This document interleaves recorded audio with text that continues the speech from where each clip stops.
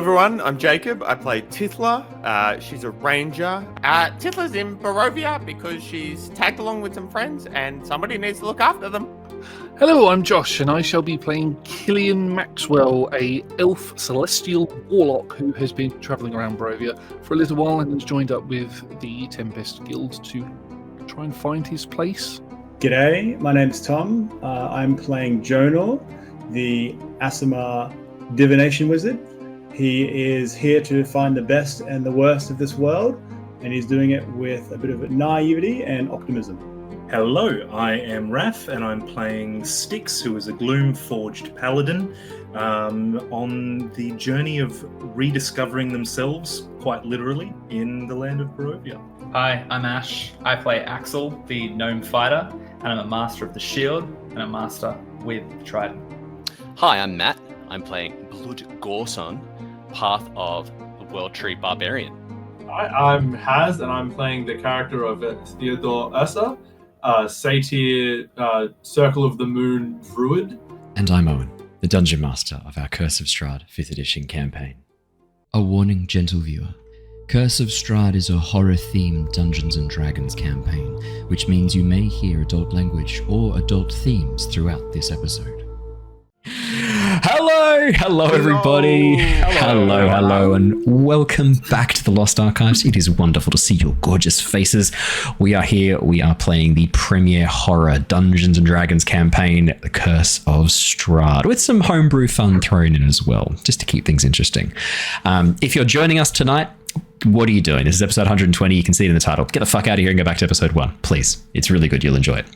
For everybody else, welcome back. It is gorgeous to see you. We are excited to get into it. We've got a bit of a cliffhanger we ended on last session. Haz rejoins us. Welcome back, Haz. Good to have you with us. Loving the haircut. Looks good, man. Thank you. And we had a little bit of a spicy session last week. I had to quickly roll to see if Theo would remember something in his pack. He did remember what was in his pack, which means we got to reveal finally that package that Strahd had given to you through Katarina, sorry.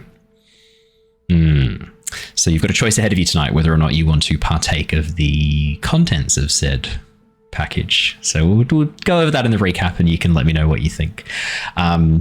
Other fun news to share. For those of you watching on YouTube, I have just released the first of a series of teasers for the upcoming Cosmere campaign. The silhouettes of each of the character arts that I have currently completed will be appearing over the next few weeks, so keep your eyes peeled. If you are watching on YouTube, you'll see them in the posts. If you're listening on the podcast, unfortunately, I can't share things on the podcast. But if you come on over to YouTube or join us in the Discord, you will be able to see all of the same stuff shared there as well. So keep an eye out. There'll be more and more teasers, little hints and things coming out as we approach the start of our Cosmere campaign. So keep your eyes peeled. Keep your ears tuned. There's going to be some cool stuff. Very, very cool stuff coming soon. Raph is unfortunately unable to join us tonight due to poor internet connection. So rip Raph's internet. However, he is actually going to be moving house to somewhere with better internet soon. So we'll hopefully be seeing more of Raph very, very shortly. And that is all the fun news I have to share before we go live. Anything else fun before we start the recap and dive into the session? Yeah, I had one just the other day. We were playing Split Fiction with my partner, and yep. All got a bit intense because it's a great game, but there's a lot of Twitch stuff going on. And I was like, cool, why don't we play something else? I got a game, I downloaded it. Why don't we jump into it? It's got a great character creation. You'll love it. You'll have a great time. Baldur's Gate 3. We get into it. Yep. She's flicking through and she's like, oh, class stuff. Bard. Why does that sound familiar? How far did she get before she figured it out? Is this a D&D thing? She was so betrayed. Oh, you can let her know that Alice and I have been playing together a full campaign, and we're about halfway through Act 1. Very nice. Yep, good. Yep. We play maybe an hour every second week. So it's been slow going. Still pretty good. You can let her know if that helps convince Cass to be more on board. You can let her know Ali and I have been playing. It's been lots of fun. She was open and we started playing. We got about halfway through the intro section. Okay. Yeah. That's pretty solid. I'm not gonna lie. That's pretty solid. That's fantastic. That was a worthy addition, Jacob. I bestow upon you worthy addition status of contribution to the intro. Thank you, and I would love to use that worthy addition to just note Maisie Peters later. It's muted. So we're going to do our recap and jump into this. He had it for like, I don't know, maybe a second or two, and then he lost worthy addition status immediately. There's got to be some sort of record there for getting that and losing it straight away. I'll unmute him. Let's do our recap and let's jump into the session. Our series has been following the adventures of the Tempest Adventuring Guild, Theo, Jonor, Tithla, Styx, Killian, and new allies Blood and Axel. Trapped in the realm of Barovia by the dark powers, pulling the strings of the monstrous Strahd and Sergei Zarevich, the team have travelled to the Amber Temple and prepared to take out these horrifying foes.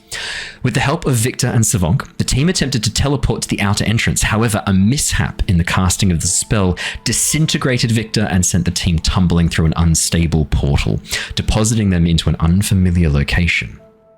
A quick examination of the surrounds clued the party in that they had arrived within the Amber Temple. However, further exploration was interrupted by the sudden unleashing of hostile spells from some remaining guards. Taking some heavy damage, the team were able to defeat the enemies, some flame skulls, and a strange canine-like creature. Heavily injured and starting to show signs of wear and tear, the party debated whether a rest was possible before proceeding. Theo remembered that he had received a gift from Strahd and opened the box to reveal 3 vials of a dark red liquid, a potion made from the souls of past adventurers which would revitalize the drinker, but open them up to becoming a vampire spawn should they fall after drinking it. We left off last session as Jonor imbibed said potion while the others began to make their way deeper into the temple, cautious, careful of the traps that await them. And that is where we left off last session. Haz, I can see you are a very happy chappy. You called it that Tom would be the first person to consume. I made the gag as soon as you mentioned it in the other chat, and I just can't believe that's actually what happened. I'm surprised the other 2 are remaining. He didn't even pause to take the cork out. He drank it straight down. No. Cracked the bottle. Yeah. It was a very quick consumption of said potion. I do unfortunately have some bad news. I know you're really happy, Haz, and I don't want to bring you down, but unfortunately last session, one of the chatters did give you disadvantage for when you came back in. They weren't clear on why, but Tank Hunter did just sort of just drop a little disadvantage as you with your absence. I don't know if it was because I don't know. But I just thought I'd let you know. So I'll let you know. I'll let you know when that disadvantage comes into play. I'm sure to be at a very non-critical. Yeah. I'll make sure to save it. I'll save it for something really banal and minor. I'm really having fun, and then we can drop it in. Yeah, I wonder. Actually, I think it was. I've just remembered the reason. The reason was to see how unhappy they could make you. I have just remembered that was the entire purpose, was to see how unhappy they could make you. That's right. It came back to me. Yeah, it was pretty entertaining. So yeah, apologies for that. That's the way the cookie crumbles, unfortunately. So it's a shit cookie. Yeah, it is a shit cookie. Yeah, it's not one of the Byron Bay cookies. This is a lesser copy. No. Jacob? Yeah, okay. I was worried. Bay cookies, they're great cookies. Yeah, I was worried you were about to talk shit about Byron Bay cookies, and I was prepared to absolutely destroy you for that, Jacob. No, they are the greatest cookies ever, and I mean they're biscuits. It's a big call, but I back you 100%. You are correct. Not a single word you said is a lie. I'm wrong about anything you say. In terms of cookies, chocolate chip and brown. That's the only time it's a cookie. Outside of that, biscuit. Biscuit. Agreed. I have no idea what the fuck Americans think it's a biscuit, but whatever the hell that thing is an it's a scone, isn't it? Isn't that what they call a biscuit? Yeah. It's a shit stale scone. It's not even a good scone. Okay. There's a lot going on in America right now. I don't think they need us dunking on them as well. I think they've got that covered all by themselves. Let us. The Imperial biscuit is a bad time. Yeah, we need the metric biscuit. But how many people are dunking on their biscuits these days? This would be a nice reprieve for them. I had look on the flip side of this little tangent. Oreos, pretty good, like pretty good. So I will give you that. You did nail the Oreo. Was that American? Coca-Cola Oreo. No, that's an abomination. Yeah. Oreos just need to stop. Like you've done it. You've invented the perfect cookie. You nailed it. Just stop. You've done it. No new flavors. While we're down this sidetrack, what is it worse? That meat pie pizza we talked about previously, or the Coca-Cola Oreo? I think they're on equal footing. I don't think we can claim moral superiority as Australians, given that we were the country that invented the meat pie crust pizza, which is just. Oreo. I do have an update on that, by the way. Okay. Someone that people may come to know soon. He's popped up in the chat. Lanky forever. Soon after that stream, tried that pizza. I tried to get it and they were out. I could not get it. I tried 3 times after that stream and I was not able to get it. They didn't have it in stock. I had to give up. What I got was that he was in the bathroom within 30 minutes of eating that. That's all you need to know. Fucking bullet dodged. Just Matrix over here completely. Okay, I'm really stoked about that. This is a bit of Australian lore drop here, but if you Google meat pie crust pizza Domino's, you'll discover the time Australia went too far with cuisine. Just way too far. We drifted. Our worst pizza with our worst time. Yeah, we drifted very far from God's light and discovered a different light at the other end of the tunnel, and that illuminated the meat pie crust pizza. Yeah, it's we don't want to claim it. I'd honestly prefer Vegemite stuffed pizza. I would honestly prefer that. That'd be better than a meat pie stuffed pizza. All right, tangent aside, let's jump back in. Theo, you have had a bit of a chance while the party were kind of having a bit of a look around while Tom was drinking the potion. There were 3 vials. Tom has drunk half of one of the vials. There's enough doses for like 6 people to consume this, to imbibe this potion. Would Theo drink the potion, knowing that there is a risk if you go down to 0, you're a vampire spawn? It is also just if you hit 0, so not even like dead. Well, if you die, the same rules as I was for dramatic effect, but same rules as if you die. I will say though, you did notice that when Jonor got knocked down, something really funky seemed to happen to him inside the depths of the Amber Temple. Okay, so he drank it, then got knocked down. No. He got knocked down during the battle, and that triggered him to drink the potion to make himself better. Okay, cool. Also, it is known as vampire juice. Vampire juice, okay. Tithla did label it vampire juice. Appropriately labeled. Thank you. Combat-wise, like I said, I definitely watched the stream, but just so all the viewers we're good. Catch up. We're good. Audience is good. Don't worry about it. No audience needs this. Did Theo get quite messed up? Is my HP accurate? Your HP is accurate. I seem to have I've used a couple of 4th level spells. I only used one of your spells, I think. So that's anything that's missing was there beforehand. Brilliant. I pushed us on without a long rest. Did there seem to be like a time delay after Jonor drank this, or was it like an instant?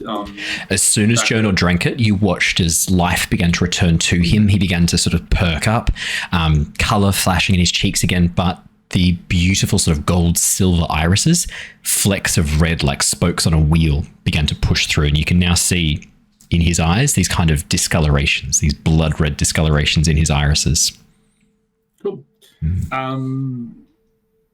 Did it come with a note saying exactly what it did, or did it work out? Yeah. Strahd basically said this is a potion that's been in the note. This is a potion that's been made from the vitality of adventurers who've perished. Vampire. I will leave the vampire juice for an emergency. That's going in the same pocket as turning into a phase fighter again. Yep. If it seems instant, then I will just save that for when I need it. Perfect. I did take one of the potions to put in my pocket for when I needed to use it. I haven't taken it yet, but I have pumped a lot of healing into a lot of people. Awesome sauce. Alrighty, with that, we jump back into the Amber Temple. The room, as I described before, this vast ceiling high above you, veins of this orange crystal running through, breaking through sections of worked stone. This place has a feel of solemnity and silence to it. Everything seems hushed, despite the enormous cavernous space that you're in. Your voices don't seem to carry. The echoes seem muffled and lost in this space. And the massive statue that was standing before you that's now been partially broken, the hollow face is now revealed.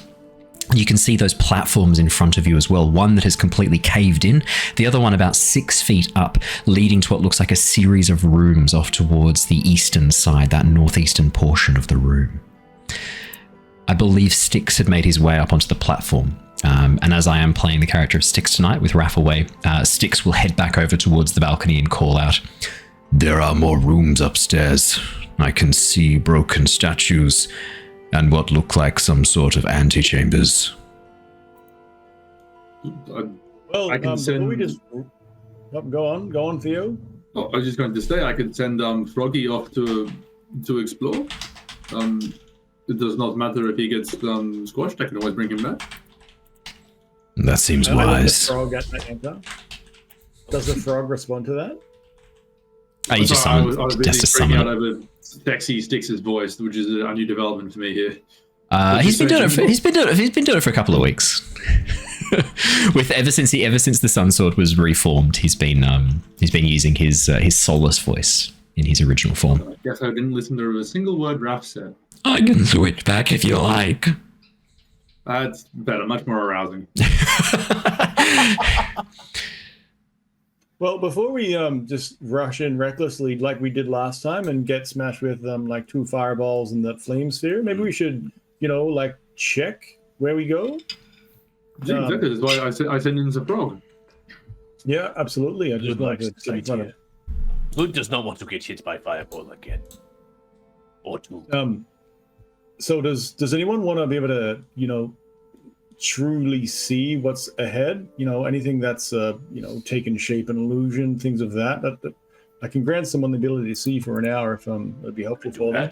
I can sneak ahead if you'd like. I can already see in the dark, but Yeah, What if you- the best eyes in The frog. the group. You What can if just you throw were to the frog cast in. that? What if you were to cast that on Theo? If you were to cast that on Theo, and then Theo was to look through the eyes of the frog, would that carry over the true sight, or does it work? Does the magic work like that? I'm not Maybe 100% sure. You cast it on the frog, yes? Well, the creature Theo would have true sight, so I'm not sure if that means when he, his creature that it's. I think it's a separate creature. No, right? I can know if I can see through its eyes and hear what it hears. So I guess I would be having its senses. I gain the benefits of any special senses it has, but it does not gain mine in reverse. Then you cast it on frog, yes? I mean, or we just throw it in. If the room explodes in fire, we know bad time. If it doesn't, we throw the frog into another room. Yes. The old familiar throwing tactic. We know this one well. I see it with Just summon over it. fae, summon animals, elementals. I've seen this. I've seen this tactic a few times. Yeah, Like throwing a summoned elemental a fair toss. more method than an elemental, I should have said. Probably minor elemental. So methods and things like that I've seen used before as well. Warlock, Pact to the Chain. Yeah, Pact to the Chain familiars is a common one. People throwing closets and imps into rooms to see what happens. I've seen that a few times. Hey, look, if it ain't broke, don't We can fix it. lob Froggy. He likes being tossed. If he blows up, and bring him back. Does it make sense strategically to have the frog tossing as the first strategy and then Tithla to take a true sight? Look, I think I've seen that done before. It'd be a shame to waste a true sight on an exploding frog. being thrown in It's the room. exactly. Tithla's eyes are trustworthy. Let's The old froggy goblin technique. Ah, yes, I know this well. The frog and gob. Frog and ball. Seems Which to me is- that we're talking about tossing the frog off in that direction. Yeah. Styx leans down over the balcony, All my holds familiar, and just toss it like a. as like you're a going to quarterback toss it. going long. Styx is already up on top of the platform. As you sort of like summon the frog into your hands with Find Familiar and go to toss it, Styx is like, let me help you up onto the platform. The room's beyond. This platform's safe. I've been wandering around here for at least 5 minutes. Axel helps with that as well. Helps with music growing up. I just use my mirthful leaps and gallop up there like a fancy little fun boy. Is everyone else coming up on top of the platform? Because Styx will stay and help everyone up. You don't have to make a check if Styx is helping you up onto the platform. Yeah. Yeah. I think so. Cool. I'll bring you guys up onto the Real quick, platform. Tithla also resummons Dracob. I will put Dracob back onto the board for you. Also, a quick question. At the start of the last session, we heard noise from beyond this chamber. Was that in this direction? Right? Vaguely echoing from the north, but with the way that the sound is weird inside the Amber Temple. Sound doesn't carry the way it should. It's hard to know exactly where this is coming from. It sounds like it's coming vaguely from the north, but it is not very clear where things are coming from. Just as we get up here, Axel puts his hand on Blood and looks up at him, and he says, "If I go down in here, you make sure I don't end up like one of these minions. Oh. I don't want to walk under somebody else's command. And I trust you with that, friend." Of course, Axel. Blood will not let that happen. Thank you. Likewise.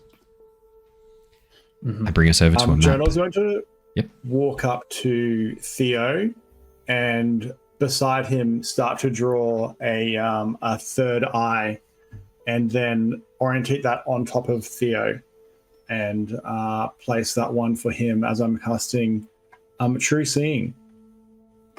Alrighty.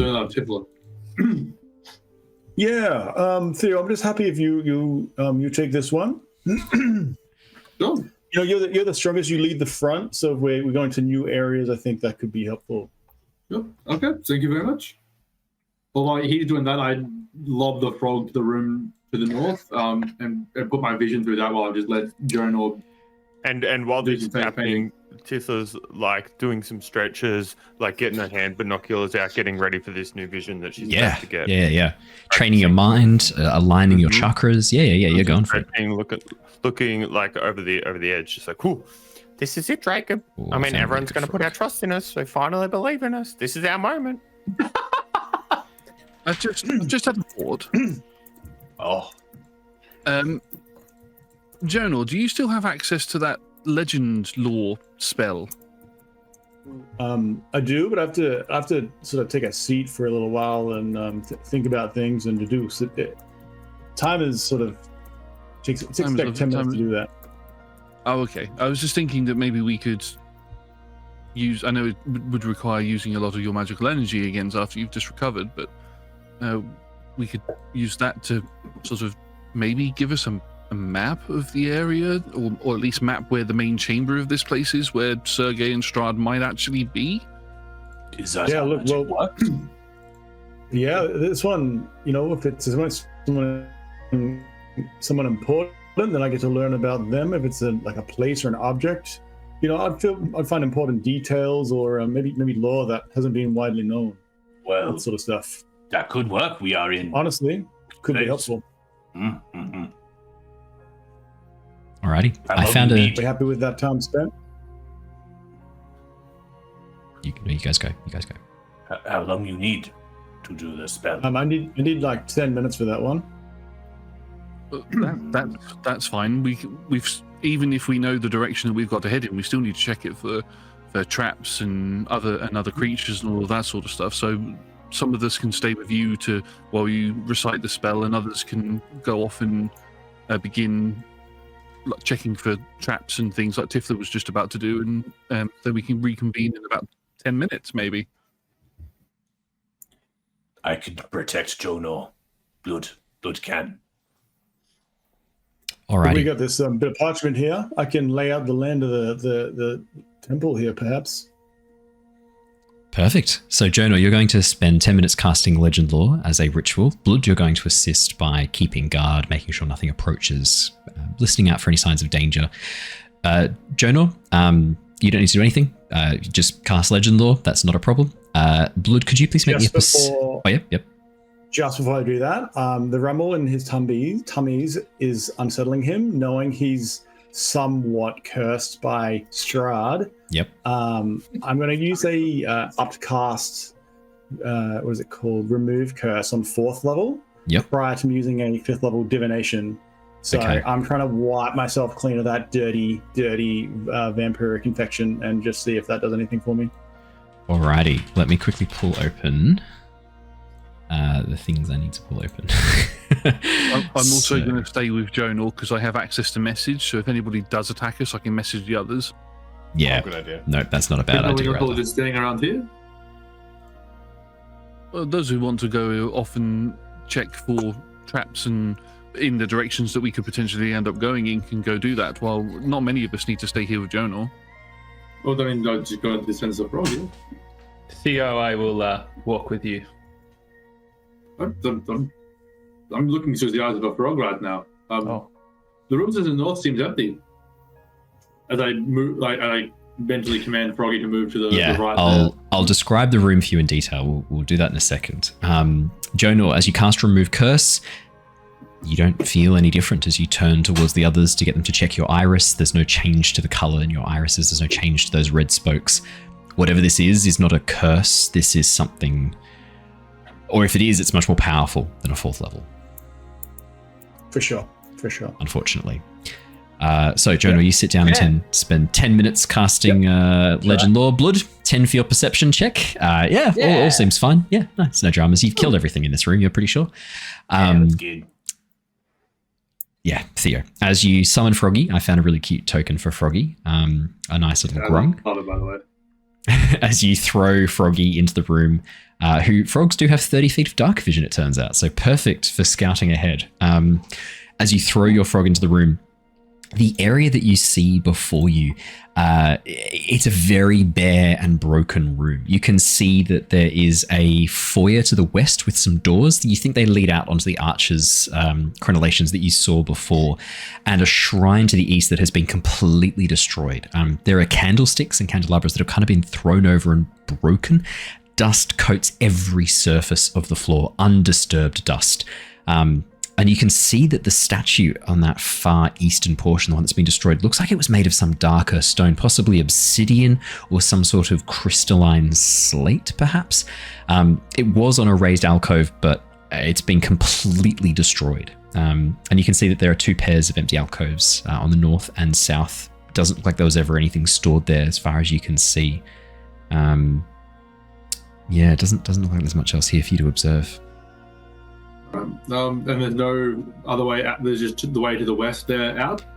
Yeah, as far as you can see, if you want to make me a perception or survival check or investigation check with your frog, you are more than welcome to. I would. I thought he might. Frog. I do have frog. I can send it to you. Perception because go frog go. Passive perception of 11. 16's not the worst, actually. From the unique vantage point of the frog being very close to the ground, it's actually not its eyes that pick up this, Theo. It's its skin. Outside of a pond, away from any source of water, there's a glistening sheen of mist and sort of like condensation still on the frog's skin from where you summoned it into existence. And as the frog hops through this path of the alcove, that one to the north, a section of its skin begins to dry out, and the frog senses slight movement of air across its amphibious skin coming from that alcove to the north. You suspect there might be more to that section there, possibly some sort of false wall, perhaps even a hidden door. I send Froggy up to go test the waters there, see if he can see anything, stick his tongue under the door, see if anything blows up. As the frog approaches what looks just like a normal wall, you begin getting the frog to kind of poke its webbed fingers and slightly sticky pads. There is a very faint seam along the where the wall and floor meet, right at that angle. The corner there is a faint seam. Yeah, there's something on the other side of this. Cool. Then I just snap my vision back to my body. So the room ahead looked like a dead end, but the frog has found a secret passage, perhaps. I can't guarantee it's not trapped, but we can go check it out. Yeah. I'll come with you. Okay, let's go. Jonor, did you do the trucing on me, or did you skip that in favor of Legend Lore? No, I did that on you. And do you have that much GP worth of mushroom powder? There's a gold cost for this. I had just been ignoring component costs, honestly. For any of the big like ticket items like Revivify and things like that, we do need to keep track of it. It's only the kind of like normal stuff that you don't need to worry too much. Well, yeah, that one has a 25 GP gold cost, is all. Oh, that's not that bad. Do we have 25 GP left? Oh, I'm sure you guys have that much. I spent a lot on reviving children. 25 gone. Yeah, no, you would have that. I'm going to say as well, Jonor, as you pour through the Arcanoloth's component pouch, it's also a spellcaster. You can give that 25 gold pieces back. You find the 25 gold pieces necessary for that. Just because I love hamstringing the party with minutia rules. Let's go. No. I'm on board for it. It's if it was 100 gold pieces or more, I do want to track it and want to be careful with it. But really, to be honest, anything less than that, I know that you guys have more than that on you, and I assume that if Jonor is preparing the spell, he's also purchasing the requisite components for it. That's exactly right. And so part of the cost of that gold that you have in your inventories might be in the form of components that you've bought, Jonor, so that you can cast them as spells, or that you can then barter back as gold later on. I wasn't arguing that. No. I know. Whether we have specific mushroom powders, whether we should be paying. You have that. I would. Yeah. I think even Styx. No, Styx doesn't accept gold. We've noticed that. But yeah, you do have the requisite components. As you have True Seeing active, Theo. Let me get True Seeing open really quickly, just make sure I get exactly what I need from this one. Because it's not the frog that benefits from it, it's just you, isn't it? Yeah. Yes, I'm looking through my eyes now. I left the frog at the door as I get to this point, kind of poke my head around the corner there, and just like, are we exploding? What's up? No exploding. As you move closer. Yeah, cool. Okay, as you move closer, you watch as glittering into view on the wall is an invisible sigil. It looks like it is arcane in nature, a spiraling glyph that sort of twists back in on itself, forming a double loop, almost like a moon at the bottom, twisting back in on itself and forming a little spiral in the center just above. It is right next to the door handle, or right next to the wall, I should say, where Froggy is currently situated. And this is invisible. Only you can see this. Do I assume roll Arcana? Yeah. It is? I wondered if you were just going to press it, but yeah, go for Arcana for sure. Boom. That's a natural 20. Whoa! Theo. It's shaped like the moon. Who else is going to know what it is? Theo, this isn't just arcane language. This is Fey magic. Whoever has cast this rune has used the language of Fey, like Fey weave, essentially, to create this hidden, completely invisible rune. The only reason you can see this is because of True Sight. Otherwise, this would only be visible to the person who cast it, or people who have been given the same matching rune somewhere on their body in the form of a tattoo, a drawing, even just marked on their skin as a scar would be enough to see this. There could be hundreds of these all over the temple leading to different places, and only the people who have either cast the spell or had this rune etched somewhere on their body or marked on their body somewhere would be able to see it. You know that this opens the door.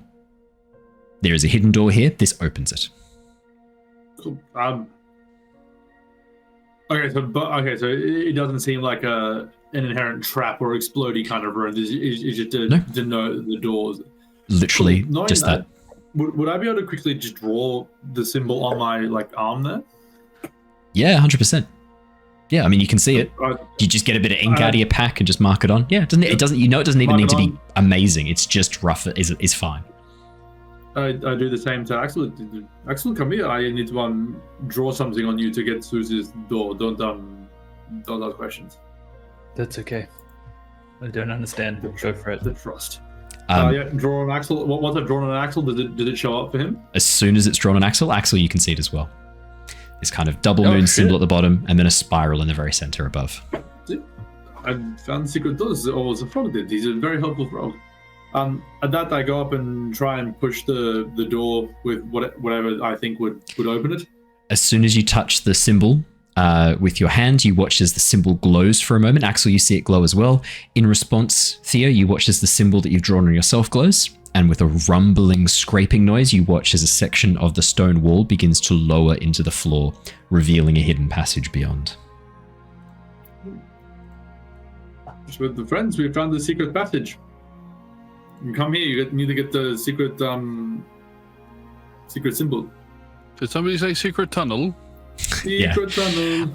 Is you drawing that on my arm how I get the spell? I don't quite understand how I get the true sight. I thought that's what... Oh, it transfers it? Yes, I saw the symbol after I got the mark. Yeah, it's magic. Oh, we're all getting the true sight. Oh, that's good. That's probably for the best, I suppose. Throw it right on Tithla's head. It's like a third eye. It is almost a little bit eye-like with the spiral and the half moon symbol underneath. Tithla, as the magic flows through you, I see everything! There it is. A symbol glowing on the wall where one was not before. This magic, Tithla, is mighty and powerful. Now it bends to your will. Now you see beyond. I see beyond! Yeah. I told you, true sight. I will mark that all of you have been marked with this particular symbol. That is good for me to know. Anybody who's got it on anybody who's got it on their forehead, just don't raise your eyebrows because the wrinkles will. I can't see it. It doesn't need to be perfect. With a natural 20, you do this perfectly, but the symbol doesn't need to be perfect. It moves with the warpage of the skin. There's something about this magic that it's more forgiving. It's the intent that matters here as much as the actual symbol itself. But yeah, I'm going to say this exploration as you muck around with that, Theo, takes you about 10 minutes. Jonor, as your Legends lore completes, what did you wish to know? Layout of the Amber Temple, and if we can glean the phylactery. That would also be very helpful. I bet it would. Of that. That's amazing. Bet it would. Let me pull open Legend lore and let's see how much you get, hey? Just so I can remind myself of the spell. Been a hot minute. Name or describe a famous person, place, or object. Yep, that's easy. Brief summary of the significant lore. Yeah, cool. I love this. If the famous thing you choose isn't actually famous, you hear sad musical notes played on a trombone and the spell fails. The only thing I will say, Jonor, is that you need 250 gold pieces worth of incense and 4 ivory strips worth 50 gold pieces each.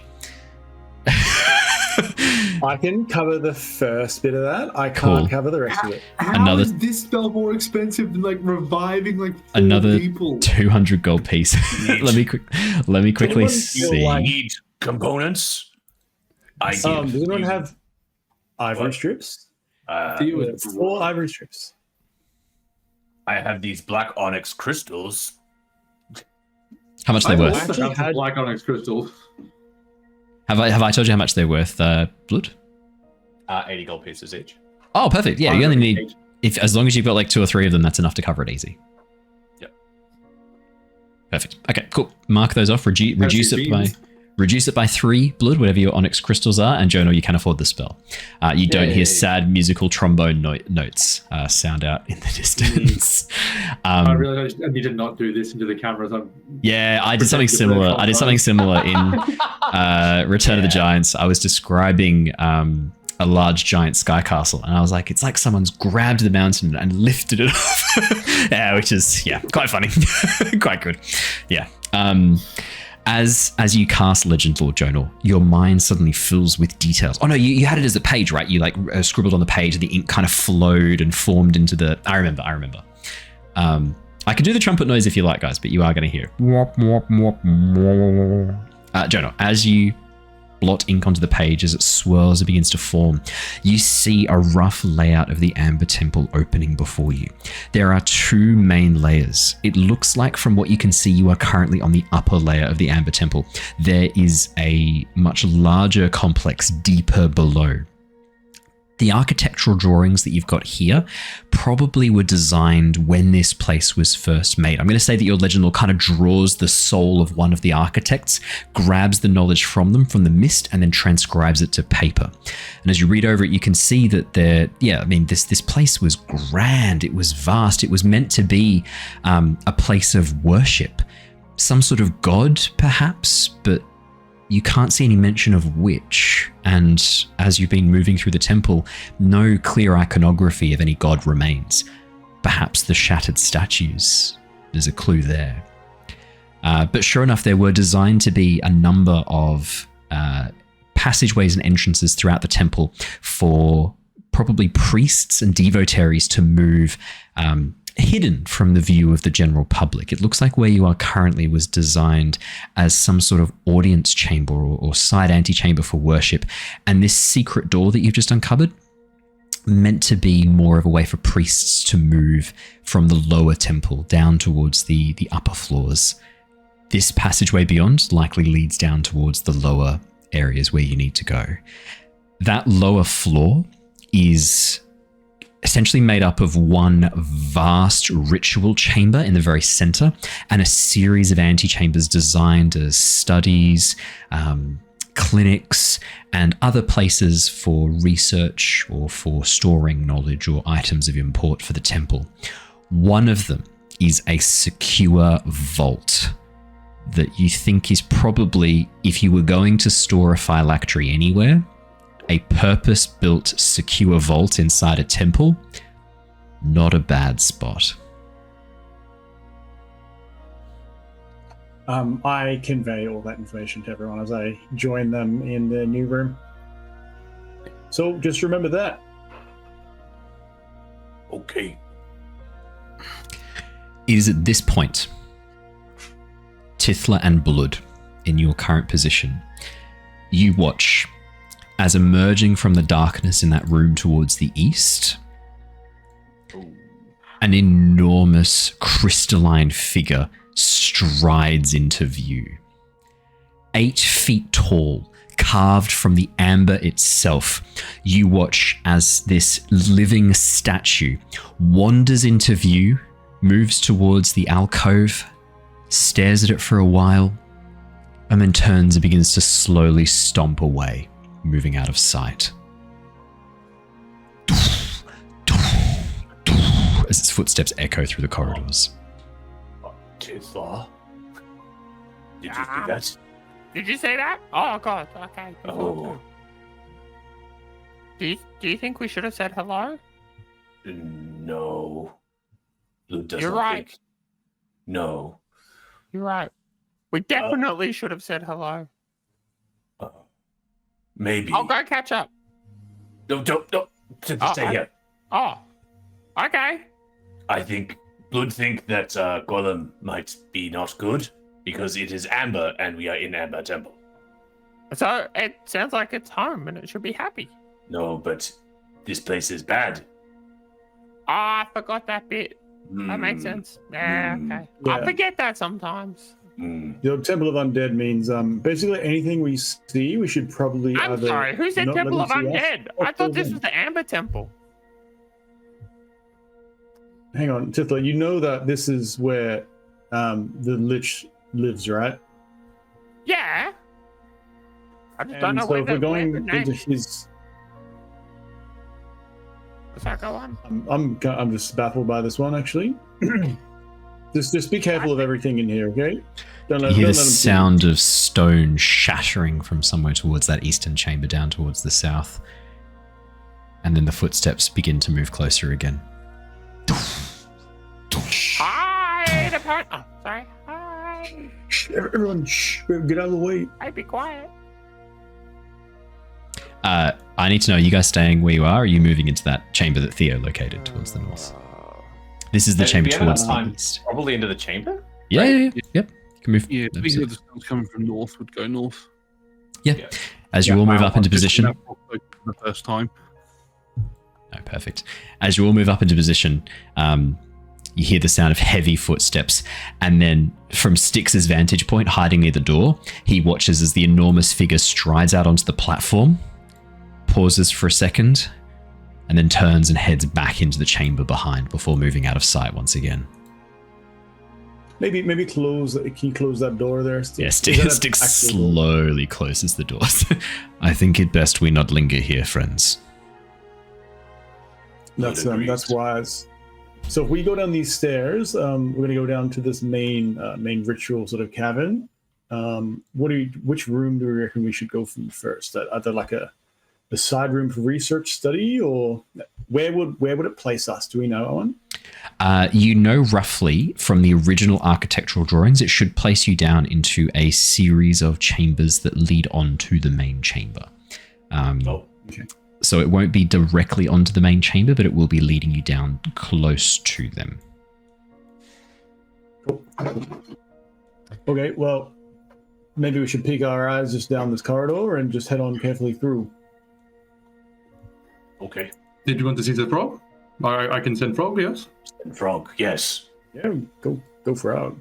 Oh. Alrighty. I will bring you onto a new map, and we will place the frog in position to observe. Let me bring you on over to the lower floor of the temple. While that is coming into place, there we go. Perfect. While you move down the stairs, you can see that they take you around a winding passage that leads through this dark corridor. There probably were once filled oil lanterns set into little alcoves along the wall, but the oil has long since evaporated into this sort of sticky, dried mass. This place has been undisturbed for a very, very long time. As you make your way along and then begin to head down a series of steps, you come to another door marked with the same symbol, Theo. Quick touch of your hands opens the door leading to what looks like a massive corridor below. As you push Froggy out. Yep, go. As we're kind of doing this, and it obviously looks like it's been undisturbed for a while. Yeah. Are we able to just, like, maybe Blood or whoever, I wanted to just do like a bit of a check to see if there's been like any traffic through here? Yeah, do you want to make me a survival check? Yep. Roll well, my son, Blood. When D&D Beyond decides to load up properly, that'd be good. Hasbro! It's a +4 anyway. I'll just manually roll it. You'll be yeah, no dramas at all. I believe. While he's doing that, yeah, I'm gonna grab a rock, cast a light on it, and give it a directional light just for pointing if is needed in the future. 23 Blood. Examining the passageway, this passageway has not been used in hundreds of years. Wow. You think you are taking a far less direct route than Strahd's forces took to get down to the lower levels of the Amber Temple. Either Strahd did not know about this, or there was some other reason he chose not to travel this way himself or bring his troops with him this direction. This passageway does not seem to be... There's been no life or death. No movement through here. No movement through here for hundreds of years. It's like a tomb. Sort of relays that to the party. Perfect. Does that mean that Sergei doesn't know that these... Did Sergei build this temple? I'm confused. Isn't this a shortcut? Maybe temple was here before Sergei. Styx is going to, as you're walking along this passageway, Styx will sort of chime up. Sergei did not build this temple. Ah. It was mostly finished when we arrived in Barovia. His father threw out the workers, ejected them, worshippers of some god, I think. Sergei claimed it as his research laboratory and private study. There were plans to turn it into another grand hall for the von Tsarevich family, but they never eventuated. The father died before they could attempt any further updates here. It's possible Sergei doesn't know about this. Unlikely. Also explains why the map isn't complete. We don't have all the details. Unknown bits make sense. This is good though, no? We have relatively safe passage then through temple? Yeah. That's assuming a Sergei does not know about this place. Sergei is a master magician. Do not underestimate his command of magics.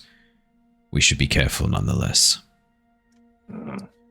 Off that cue, Axel's just going to basically do survival perception to look out for when the floor changes the state from the never being trod in 100+ years to there is foot traffic through here that isn't a frog. I'm happy to give that to Blood with his 23 without you even needing to roll. As soon as Theo opens up this last doorway, revealing the final secret stair that... So as you come along past it down the stairs and then press on that final sigil, opening up this section to the corridor here, Theo, where you are on the map is where that opening is. It looks like this would have just looked like any other section of the corridor. The stairs completely hidden from view. As soon as you open up this section of the corridor and allow Froggy to sort of hop on out briefly, You can see immediately blood, scuff marks, piles of dust in the corners, but clear passageways on the stone ahead. Definitely, there's been movement through here recently. As Froggy steps out, the first thing you hear is the sound of a low growl, followed by a series of grunts and something slashing, the sound of tearing fabric and flesh, and then this eerie silence for a few moments, followed by the rising of wind, whipping of this sudden rapid gust of wind, and then silence once again, followed by a thunderous crack. The room that Froggy hops into is a long corridor, glistening amber coating the walls and the ceiling of this enormous hall, almost looking like honey having drizzled down, or sap drizzling down from a tree. Dust covers sections of the black marble floor, but you can see where creatures and other booted footprints have moved through this area. The vaulted ceiling is 25 feet above you, and you can see crystals of what look like quartz, or maybe some sort of similar clear crystal breaking through the amber in sections, and almost like the amber leaking from around them. Set into the walls at about 5 feet up are ledges, these little alcoves lined with life-sized statues, alabaster statues of animals. You can see cats, frogs, porks, owls, rats, ravens, various other small animals, these alabaster statues set into the wall at regular intervals. And that's what you can see on the map right there where I'm pinging. Many of the statues have fallen at some point in the past and shattered into sections and little fragments on the floor. To the north, outside of Froggy's view, but inside your view, if you peek around the corner, you can see what looks like doorways. Flashes of light. And those sounds I described before come from an opening towards the northeast of where you are. Does it sound like the sound of battle, or does it sound... Did we all hear that, or just Froggy? All of you heard that. Well, then I snap back to my own vision. Should I send the frog to investigate whatever the hell that was? Yep, sure. Look, best we find out in safety. Do it. Yeah, I mean that was kind of the point of the froggy, wasn't it? It does not sound like combat. It sounds something else. Yeah. Maybe I'll send the frog, and then I zonk back into Frogmind and begin hopping forward there on. Perfect. As Froggy hops forwards, I will describe what Froggy sees. Perfect. As Froggy gets towards this intersection, again, only 30 feet of dark vision on the frog, so not a huge amount of information that Froggy's relaying back to you. But as you get to this section where it looks like the corridor branches, a pathway to the north and a pathway towards the east.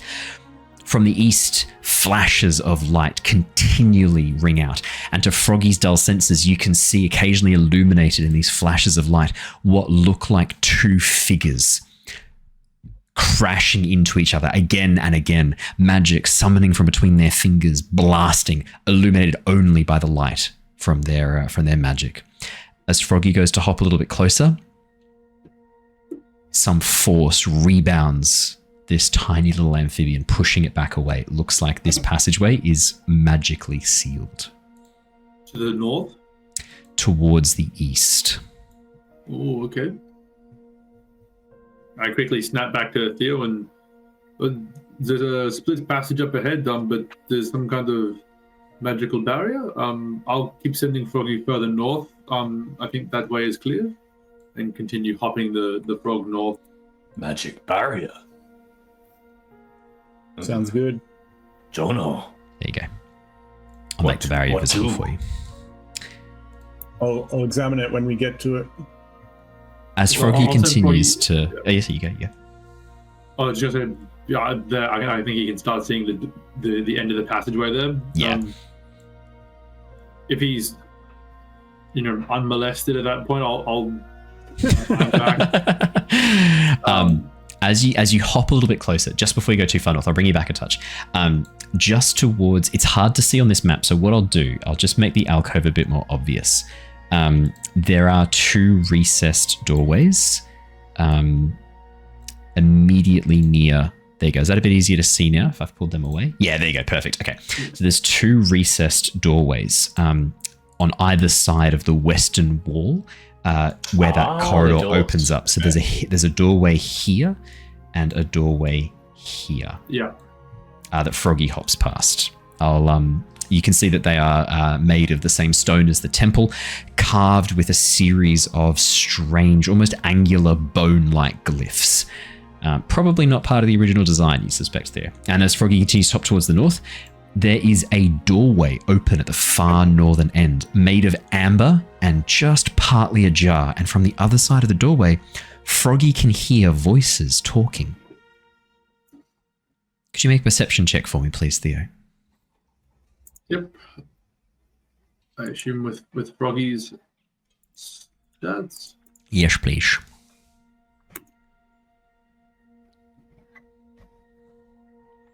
Oh, is that another natural 20? 2 in a row, baby. Wow. And what languages do you speak, Theo? I speak Common, Druidic, Elvish, Sylvan. Sweet. That's what I needed to know. Is it Common? Are they speaking Common? Elven's the one I needed. As Froggy listens in, you can overhear what sounds like 3, maybe 4 voices speaking. They sound humanoid, but strangely warped, like there's an after echo on every word that they say. And there's this almost like garbled sense to the way they speak. You can hear them speaking in Elvish. How much longer till the master needs us? Quiet, the barrier must stay. Hungry is what you hear coming from the pathway to the north. I'll tuck Froggy off to the side. Is that another door? There is another door. Yep. I'll make it a bit more obvious. I will relay that to everyone. So here's the layout. There's a tunnel up ahead. There's 3 doors leading. Is that also with the bone glyphs? Yeah, all of them have the bone glyphs. Okay. Except the door to the north, which is made of amber. Yeah. 2 doors on the side with these bone glyphs. They look added. Truthfully, they seem a bit Sergei-ish. But there's a magic barrier. I don't know if your legend lore revealed what is down that way, but if not, I did hear some voices up ahead that sounded like they were maintaining that barrier. So if we cannot dispel it, then we could probably just go kill them. There's sounded like there was 3 of them. We'll get the jump on them, and then that should take care of the barrier. Or if you think you can dispel the barrier, that could be another option. I mean, if they're maintaining the barrier, then they would know that it's been compromised, and we'd probably alert them to us. Yeah, so I guess that's the way we're probably going to fight them. So we could sneak into that room and bonk them. Yeah, that sounds good. I've got a great way to deal with spellcasters if I get a sort of surprise on them. Let me check that map.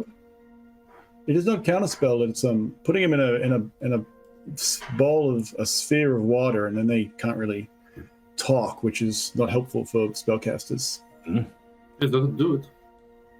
Let me consult the map. Jonor, looking towards the map, it looks like there are, so the 2 closest rooms to you that I flagged as Froggy was walking past, the doorways on that western wall, about midway up the corridor. Both of those look like they are originally marked as sleeping quarters for the priest. Priests, there are, who knows what they've actually been used for, but that's what they were designed for as part of the original architectural plans for the Amber Temple. Towards the north, the one with the amber door that is open, is some sort of study. There is a chamber there that is designed for private contemplation for priests or for members of the clergy to bring themselves closer to their god. And the door towards the west, up like that sort of northwestern door there, That's the vault. Ooh. Okay, guys. I'd share all that. Do we go? Oh. Well, so we sneak? beyond the barrier is the vault? Not beyond the barrier. Oh, absolutely not. The Oh, doors. the bone doors. The bone doors, okay. The northernmost bone door on that western wall. The barrier's to the east. Sorry, I got my easts and wests confused. That does, but Is there that any way checks that out. we could be very stealthy around here? Does it? Can we sneak up there real easily? Well, the frog got there fine. I think we just walk. If you really want, I could pass this without a trace, but then it would be my last sort of big energy spell. And you can also drink the vampire juice, then you'd be fine again. I'd really rather not drink the vampire. Actually, for you, I wholeheartedly agree. The vampire juice is not good. Well, maybe I should drink it then. You would. Guys, I'm sorry, but Drink it. I'll clatter and clink the whole way up that corridor in my attire. Blood was not That's very cool. stealthy with the wolves, so Blood is not sure. Well, counter plan. If you want to wait here in the shadows, I can run up, get their attention, run back so they chase me, and then jump out from the shadows and get them. Okay. Blood like that. I was thinking we try and get into the room, the sealed off room that could have the phylactery in there. Yeah, we could do that. Yeah. Is that beyond the barrier? No, it is not. It is near the door where the people are talking. So. No. I mean, I could make a sneak. But then, Tithla, you are in danger. I'm always in danger. But no, she could cast Pass Without Trace, so we can all sneak. Yeah, Oh. that too. But that would be danger.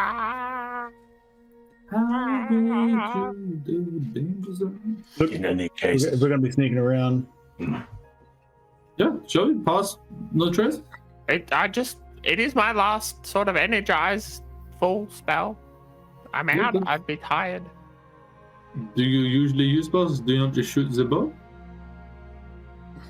That is offensive. Okay. I mean, you do medicine with your expert knowledge of medicine, not with your magics. I have so many spells that help me shoot the bow better. Okay. Oh, I did not. I assumed you were shooting all of your own skills. Oh, well, I mean, it is my skills. I but didn't think you needed magic to shoot the bow. I don't need the magic. Okay, fine. I cast Pass Without Trace. Perfect. All of you get a plus 10 to your stealth. Third level, because I don't have any second level spells. Cool. Could I Third argue level. for some matter of advantages based on Froggy scouting out the way? Not advantages, no. But I'll make the DC a little bit. I'll change the DC a bit. How about that? I'll Right. take it. I would will- have accepted the no as well. But I will roll for Styx. That's an 11 and 19, so I'll take the 11. He has disadvantage because of his God, I'm glad. armor. Very glad. Is that plus? No, the 10? plus the 10 takes it to a 21. That's a 2 for Theo, which makes it a 12. Plus 10. That's a 5 for Axel. That makes Actually, it a 15. Yep. Point of order: I had Theo wild shaped in the fight previously. Did not need to. Then then a hot 2. Tithla 11 takes it to 21. Killian 7 takes it to 17. Fucking hell, guys. This is dire. Yeah. Pass Without Trace was absolutely needed. The highest roll is an 11. Otherwise, it's 5, And I 2, rolled a 5, 3 for 7, 5. Holy shit. Oh. Blood. That suck. So, the average of that 15, 12, 15, 21, 17, 15. The average is about 15, 14. Okay. Are you going to do the math for me, Jacob? It looks like you were perturbed by that It average. sounded like the lowest one you said was 15. The lowest one's 12. Oh, yeah, that Yeah. balances out with the. No, I did 21. much worse, It's at least a 15 for a medium. Yeah. For the medium. So, here's what happens. As you begin to slowly make your way down the corridor, please feel free to move your tokens on the map as you see fit. You just made me waste my last spell of any consequence. No, it was not a waste. A whole party of 2s on the stealth would be a lot worse. Well, let's just wait and see. We'll find out. I'm going to hide behind blood. Yeah, probably fair. Yeah. Get back here. I love that you're all just fucking. You're so scared. Come on, you pussies. Let's go. Come on. Jonor is a pussy. Fair. I'll move Styx into position. As soon as Styx gets up in line with the barrier, you watch as he pauses suddenly, staring into. Yeah, you can see this. Pausing suddenly as he stares into the room beyond. The enormous chamber that you see on the other side of this glowing purple barrier looks like some enormous central heart of the temple. And standing there in position across from each other, Sergei with his back to you, Strahd facing you on the other side of the chamber. You can see them staring each other down. What the fuck, Froggy? Froggy's vision was only 30 feet. He could not see this and you didn't get close enough. I had these on the map the whole time. I had the barrier there and Froggy just didn't get close enough. It was very funny to me that you had Froggy going, you're like, there's nothing there. Kept walking. It's just Obi-Wan Kenobi watching Qui-Gon Jinn and Darth Maul prepare to fight each other. Exactly. Exactly what you're seeing right now.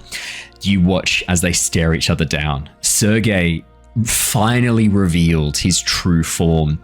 You can see he is corpse-like, dressed in these long, flowing red robes, very reminiscent of the Red Wizards of Thay, for those of you who might be... Well, that's only Killian, because the Red Wizards of Thay aren't as well known in Nostea, but Killian, you probably would know of the Red Wizards of Thay. Dressed very similarly to how you've seen some of the Thayans in his long red robes. Sergei's gaping skull-like head with his back turned to you, you watch as he slowly raises his hand as he looks towards his brother. Both of them have sustained injuries. You can see Sergei, one of his arms has been torn off and is currently lying on the ground next to him. But as you watch, smoke begins to pull forth from the empty socket, pick up the arm and reattach it with a click. You watch as Sergei turns towards Strahd, none of them aware that you guys are there. Well, brother. Jacob got a 30. Okay, well that does bring the average up a little bit. Unfortunately, the lowest is still a 12. So you know Jacob's safe.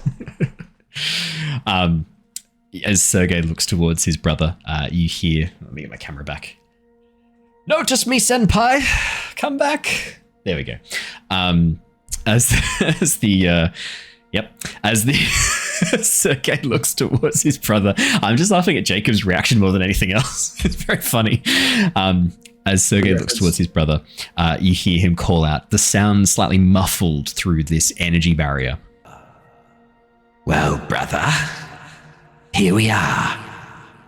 You're trapped, stuck here with me, and I'm going to make sure every moment you experience is pain unending.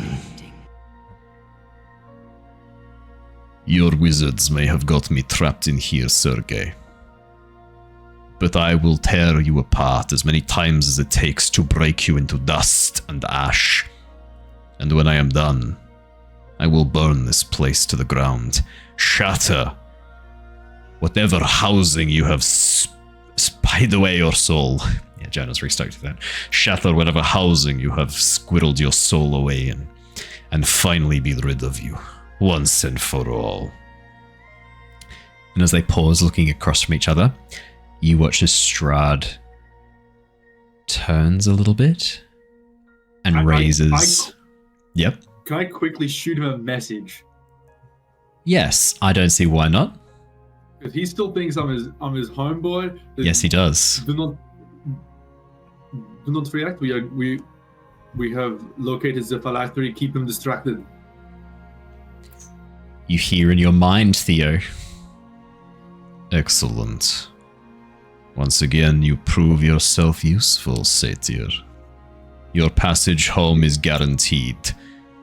Help me slay Sergei, and you may have whatever it is you wish. There is part of me that really wants to send, not knowing that Theo's done that, really wants to send Strahd a message as well, saying, "I'm going to fuck you up, boy." When Sergei's done with you, I'm going to bend you down. Yeah, you can say that if you like. Yeah. I would like to see. He said I could have whatever he wanted. He said whatever I wanted. Well, kind of implying that passage out of here is what you already asked for, and that's the agreement. Yeah. Is Madame Ava's body in that room? Not that you can see from this angle. Because if it's not, there's something else we're doing before we leave this realm. Boogie time. That's some old lady murder. Jesus Christ. But yeah, that is what you see. Strahd and Sergei staring each other down. I should, because this is the first time in this moment you are seeing them as enemies. Let me share the artwork for you so that you can enjoy the full experience. Let me quickly get them both open. While that is happening, what would you guys be doing? I would, after I've sent that message, I'm just finger gunsing messages to all these dudes, saying, "Be chill, keep walking straight ahead. It's under control." Amazing. Is the plan for us to go for the vault? Yes. To the vault, yes. Vault. Right. Vault The on. vault. Deus vault. It just keeps walking forward. Deus Vault. Nice. The All right. Crusade is back. Yeah, I guess it is. Yeah. Alrighty. Let me. Has that come through? Picture of the Lich? No. Let me try that again. No. Here we go. Let me try that one more time. I'm already sufficiently spooked. There we go. There it is. There's that's the nasty. Lich. Yep. I mean, that doesn't look like a Thayan Lich, but okay. No, that's not the right one, actually. Sorry, bear with me. That looks like a chick. Yeah, it does, doesn't it? It does look like a chick. That's not the right one. Where's the... Never mind. I'll find it in the meantime while I'm doing that. Sexy Sergei. Seeing Sergei look like a Thayan wizard, Killian would go, "Crikey, mate." No. Amazing. Thank you. No. Thank you. That was fantastic. go home. That's got to be the drunk. best Australian accent I think we've ever heard on the Lost Archives here. All of us have tried for years to get the Aussie accent right, and none of us have succeeded until this moment. Can't quite. And I'm really proud of you, is what I wanted to say, Josh. I found it. I found the picture. Oh, That sounds like inspiration to me. Now we can Bitch. all go back to our bloody English accents. For yeah, real. we can all sound like what we're meant to sound like. Is that what you want to, Jacob? Blimey. All right, that sounds lovely. Come home. Cup of tea then, Governor. Come There you home, my go. brothers. There you go. We'll Please all enjoy. go meet down the pub. Oh boy. Too busy. Yeah, okay, that looks, yeah. There you go. Oh, crap. wow. Blimey, Jay Willikers. Gee Willikers, like a comment. That's good. That might be the funniest joke you've ever made, Jacob. Well, I'll have to keep trying to try and one up that. Uh, Endlessly no. trying. More and more attempts. More Perfect. shit thrown at the wall to see if any of it sticks. Alrighty. So as you make your way past this section, Styx is going to walk up to the barrier, place his hand against it. As it gets rebounded, he's going to turn back towards you, Jonor, and walk around the corner so that he's not within view. Jonor, Yes. can we cast magic through this barrier?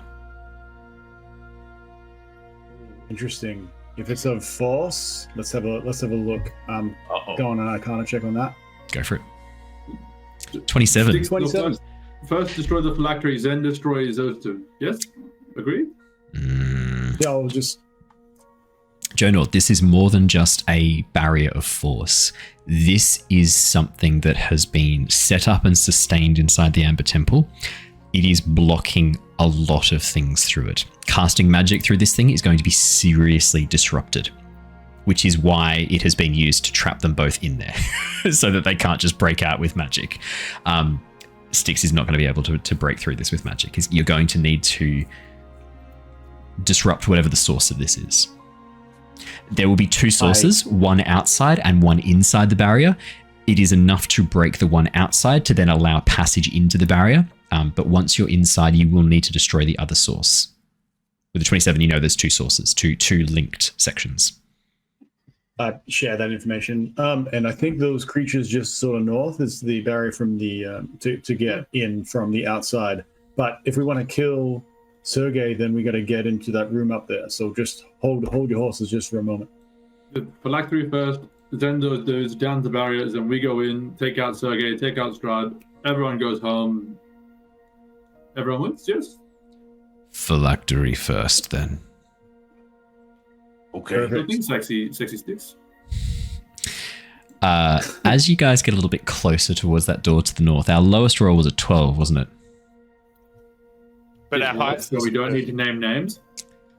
All right, let's do this. We're looking at averages. We were looking at averages before. Yeah, so the 30 will lift the average quite significantly. That'll move it up to at least an 18 or a 19.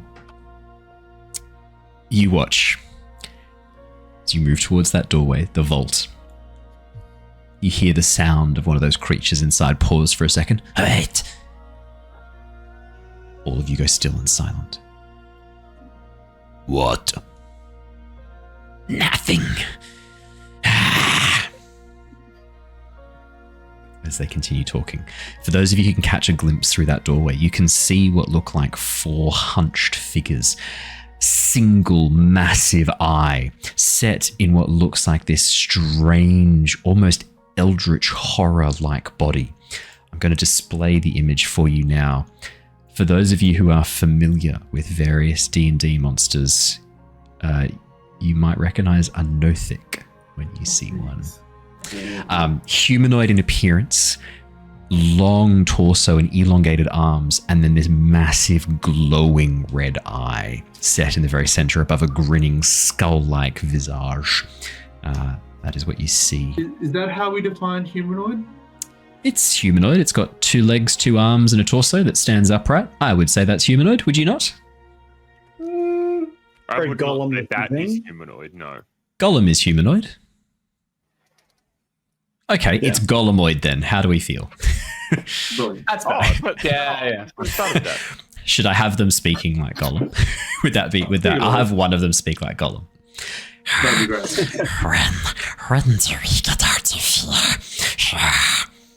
I think you do a fantastic Golem. I'll give you a very good call. Thank you. Hearing that voice with the picture right next to your face, that fits them perfectly.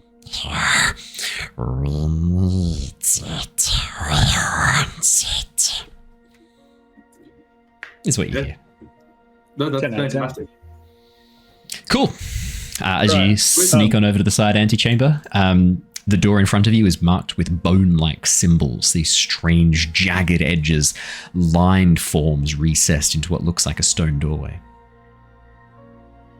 The door is locked. There is a large handle in place, but as you try and pull on it, nothing happens. I'm going to cast Detect Magic and see if it is imbued in some sort of magic lock as well. Theo would still have True Sight, would he not? Yes. Does that would probably help you out. Theo, as you get close, you see another symbol appear on the door. It is not the same symbol that you have on you. This one looks like a square-like symbol above with 2 loops inside of it emerging downwards. This is another magical lock. Line up, everyone. No, thank you. I like this one. I go and then just... Perfect. As you open the doorway, Theo... God, what a move to see if this one's a trap and it detonates. As you open the doorway, Theo, I will describe the room you see beyond. This one needs to be described in detail for the full purposes of enjoyment. Do X33E. The Amber Vaults. Here we are. The Vault of Harkotha. The room has amber glazed walls. The floor is made of black marble, but red veins run through it, almost like blood vessels through a body. 3 amber sarcophagi stand in alcoves to the north, the west, and the south. Once, figures of men or women were carved on the surface of these sarcophagi, but the flowing amber from the roof has covered them and eroded away whatever details were once there, leaving behind this almost melted vague mud person approximation of whoever these people were in life and in death.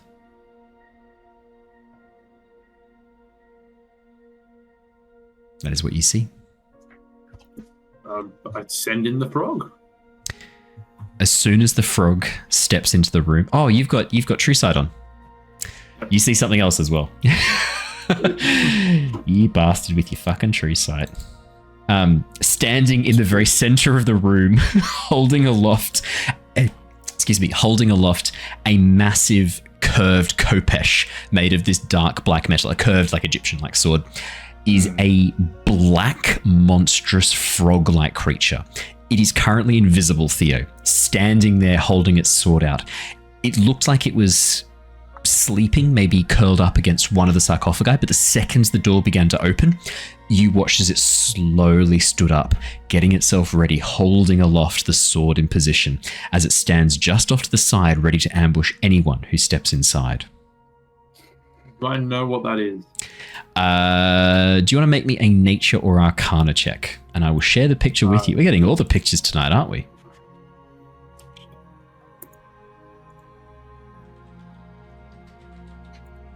$18. Theo. Yes. Yeah, go on, have a guess. Is it a slad? It is a slad. Actually, I've got a better image for you. Here you go. I'll give you the new updated image. Yeah, there you go. With its, do you know what's hilarious? I didn't know that its sword was curved in the artwork. I just wanted to describe a khopesh because I think they're fucking awesome swords. It is literally wielding a khopesh in the artwork. That is hilarious. Wow. Nailed it. This is a slard, specifically a death slard. This has been created probably by Sergei, by infusing necromantic energy, part of his magic, into probably what was once a natural slard, a grey slard perhaps, looking at its skin, looking at its coloration. It stands roughly 9 feet tall, hunched over with this enormous toad-like maw, filled with rows and rows of razor-sharp teeth. And as you watch, you can see that black obsidian blade, little fragments of light course over its surface. It is almost certainly enchanted and almost certainly going to hit hard. Do you still send Froggy in or nah? Well, if I saw that, I would not send Froggy. I'm just finger gunsing messages out at this point to communicate quietly. Yeah. And at that point, I will give everyone the cue. I will morph into bear form. Yeah. And away we go. So there's a monster waiting for us in there. I can send Froggy in to spring the trap, or we can spring it knowing that it's there. It's just on the left. It seems to be some kind of murder slard. It will hurt. We could go in. It will think it can get the ambush, but then really we ambush it. Or I can send in Froggy to spring the trap, and then we can go from there. What do you reckon? My only concern is that if we start fighting this thing so close to, and I'm sending this through message as well, if we start this fight so close to the doorway where those 4 creatures are, that we might pull those into the combat as well. What if we tried looking around this thing, this vault, invisible, and try to find the phylactery without, hopefully that thing can't see invisible things. Yeah, would I know about the Slard's ability to see invisible things? Slards can cast magic, especially Slards of a more chaotic nature. Slards are all chaotic by nature. They come from limbo, extraplanar beings that spill forth. But they can cast magic. There is a chance that it could be able to see any sort of magic that is being cast. We could try, and then if it does happen to see the person that's invisible, then a fight is going to happen anyway. So, can any of us turn invisible? I can turn people. I can either turn myself or other people invisible. Well, or another shot, person invisible. Look, if we're going to spring a trap on it, I got maybe a 50-50 chance of making it fall prone laughing. Just sort of a great way to deal with one thing. I mean, if it's smart enough to cast, it's smart enough to understand my great joke. Blood will hit it with his weapon. I think the best out of all of us to do this would be Tithla. Tithla is the most dexterous and is the best at getting around. So if I made Tithla invisible and Tithla went in, and then we were on standby for if it does like attack, we can make it laugh. Sure, but if she gets hurt, I'll hold you responsible. Nah, because I got my shadow going.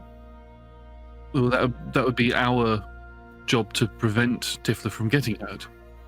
I'm just saying, if you send her in by herself and she gets hurt, I will hold you responsible. We will all be at the door, and I will I'll be okay. Light pling of the Bandalore, because that's where I have to cast it from, to cast invisibility on Tithla. Could you make me, just for argument's sake, a stealth check, Killian, as this is specifically a spell cast by your Bandor? Your Fokruken Bandor. Roll 1. Stick the shirt into the muffle the strings. Does without trace help? It doesn't. I will allow pass without trace to kind of assist with this. It's a good roll anyway. Even 33. though not needed. 23. Killian. Is all that comes out of your Fokruken Bandor. Tithla, you immediately turn invisible. Hey, what am I doing? Going into this room, looking to see if you can find Sergei's phylactery. If you can, break it or bring it back out, and don't get killed by the frog. Okay, thank you. And Tithla goes in. Tithla. Yeah. As you step into the chamber, you can't see the Strahd. Only Theo can. So for you, this chamber is empty. Send him messages giving constant pings for where the Strahd is so she doesn't step into it. Fair. Nothing to worry about, guys! Perfect, thank you. I was about to ask for a stealth check. I will still ask for it, but I will adapt the DC in light of your. That was a joke. That one was a joke. You may roll a stealth check. I the invisibility of the Strahd. It's okay. So, to be clear, I have advantage because of the invisibility. Yes. And plus 10. Yes. Which is lucky because I rolled 5. 13 and 13. That does take it up to 23, however. Wow. Tithla, as you creep into the room, moving softly and silently, you can't see the Strahd. You're relying on Theo to update you, and Theo's updates are at times a bit chaotic. It's turning. Oh, no. Oh, it's okay. As you watch Theo, the Strahd slowly turn and look around the room. Look out the doorway. You can see it grinning as it stares into the corridor, but you haven't made it obvious that you can see it. You can see it sort of move a little bit, shuffle over near one of the sarcophagi, just waiting for you all to step in. It looks a bit confused that you haven't already. Tithla, as you move on into the room, I'm going to get you to jump on in. There you go. Jump on in. And to make this realistic, I'm going to remove the Strahd. You can't see it. Oh, no, go on. I'll leave it there because Theo can and he describes it to you. Okay. As you step on in, could I please get a perception or investigation check? And what are you doing once you step inside? This is just listening for instructions. Okay. And just like eyes open. So she's a perception roll. She's just gonna like see what she sees. 17. 17. First of all, okay. it's like still like looking around, and then we're gonna start walking and looking, and maybe we'll go to reach to move something and touch something and see if she gets yelled at in her mind, and then. Do you touch any of the three sarcophagi? Oh, most definitely. She'll touch the top one. The top one. Okay, fantastic. Thank you. As you move up and touch the north sarcophagi. She got yelled at in her mind before she was able to grab it. Yeah. Tithla, this is quite entertaining. As soon as you touch the sarcophagus, the world goes dark for you. You stand hovering over what looks like a whirling vortex of shadow and smoke below you. And in the center of the vortex, you watch as a single red eye opens, and you hear the words. I will do the voice changer for this because it's too good. You hear the words. I am Urga, Eye of Shadows. Do you accept my boon, traveler? Hi, I'm Tithla.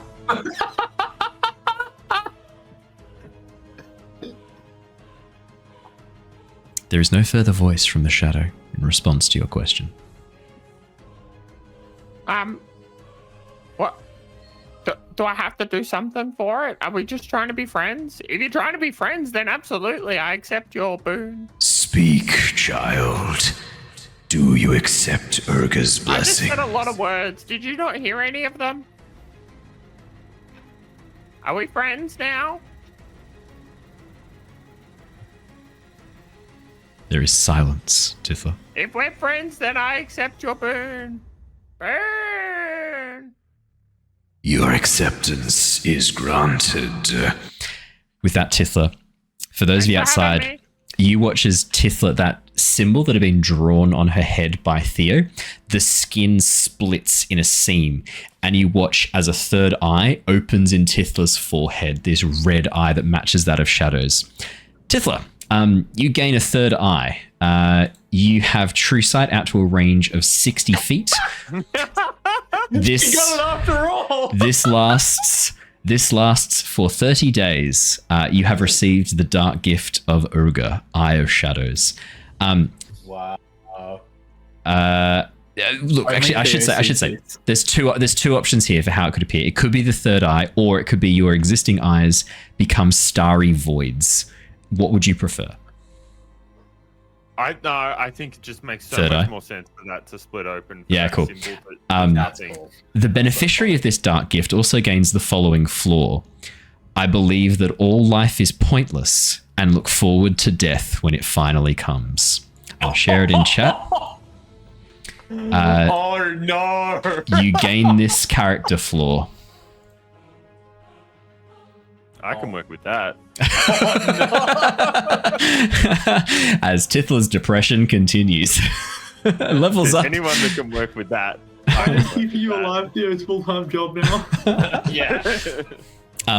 Tithla, I also need you to make me a quick performance check as you gain true sight and turn around and see the Slard staring at you. I just need to know if you react when you see it seeing you, or it sees you seeing it. What was it? Sorry? Performance, please. Or deception. I'd accept either. Oh, Tithla's not deceiving anyone. Yeah, you gotta like lock eyes with it, because then it'll definitely know. 14. Does she need a sanity check? Do you know what? I think she probably does. That's a very good call, chat. Tithla, I'd love a quick sanity check, please. Does she have any other things going against her in this role? No, just what you've got there. No, nothing else. This campaign is done. I would love to see this match on sanity roll Tithla versus not Tithla, because I'm pretty sure like 80% of them have been Tithla. Yeah. Tithla, that's a fail on your sanity check. What? I didn't see that coming. Who could have guessed?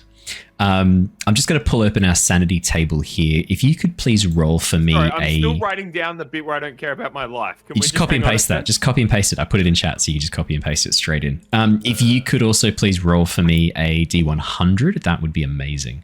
As this is a fail by more than 19, okay. As this is a fail by more than 5, your sanity score will reduce by 1, and this is a long-term madness that you are acquiring. Instead of 19, could you also please roll me a D10? I would love to. Oops, sorry, wrong tab. The character experiences vivid hallucinations and has disadvantage on ability checks. What was that? The character experiences vivid hallucinations and has disadvantage on ability checks. I'm going to rule that you're not hallucinating, Tithla. Your true sight is just seeing into more than this dimension. And so your hallucinations are actually just the true sight. You are seeing more than there is for sanity's purpose. Can't handle it. Tithla, this effect will last for 7 hours. Oh, so the rest of the campaign. Sick. There are ways to remove this. There are ways to heal this. There are certain. Rest is good. Rest is handy. Drink the vampire juice. Drink the juice. Tithla, you also watch as the Strahd, seeing you move over and touch the sarcophagi, moves closer towards the other sarcophagi and closer towards the doorway, getting itself in position.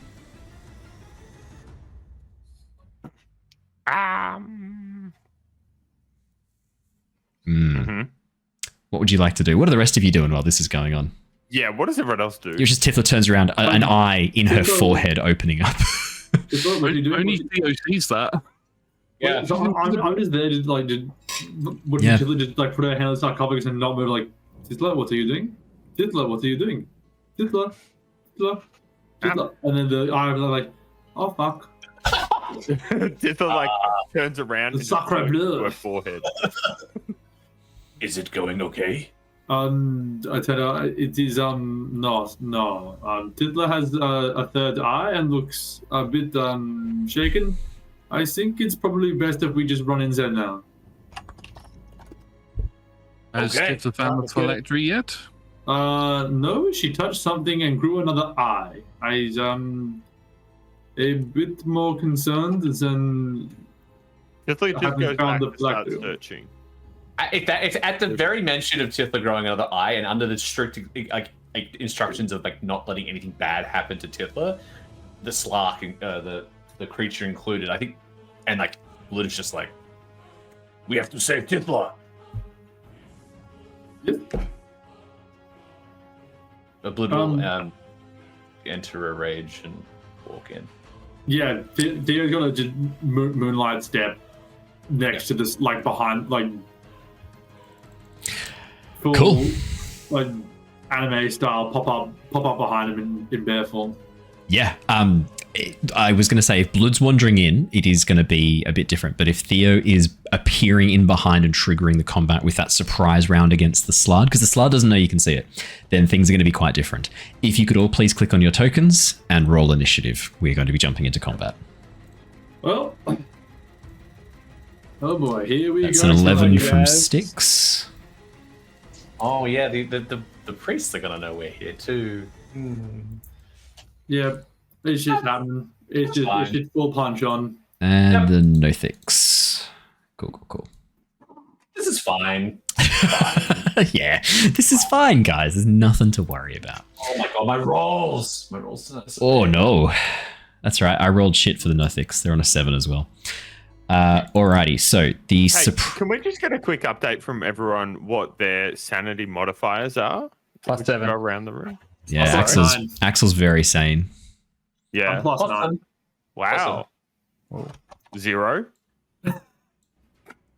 +12. Wow.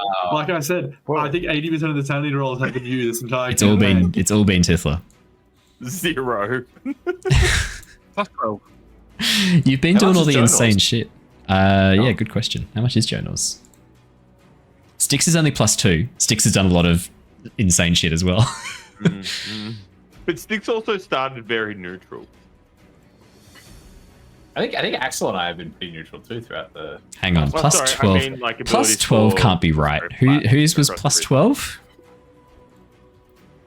Mine, that's what it says on my thing, +12. Let's have a look. That might not be right. It might be using a stat more than once. Sometimes I've only made one sanity roll the entire campaign. yeah, that's okay. Me Let's too. have a look. Me too. Yeah, it's using the wrong one. That's okay. I can fix that right now. It's trying to use okay, I can fix that. It's using your constitution when it should just be using. Here we go. So mine is also using a constitution, I think. 3. Mine too. So yeah, so just remove the stat so it says no stat, and then just manually set it as either your constitution plus your wisdom or charisma, your choice. So in that case, Josh, yours would be +8. So your sanity is +8. The exact Do we not get proficiency? No proficiency to sanity. It's not something you could be proficient in, being sane. Cool. Then I'm just a +5. Yeah, cool. That makes more sense.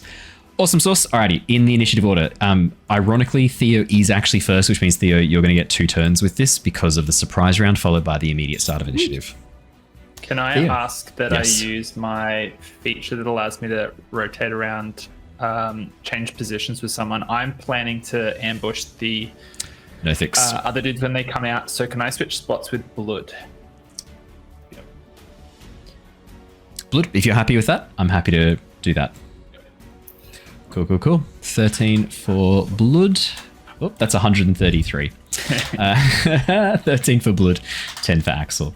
All right, Theo, you're up first. Unleash the beast. And I will do exactly that. Just as a point of, well, I did really with the last level up. One thing I gained that was a bit under the radar. I can actually do CR4 creatures now.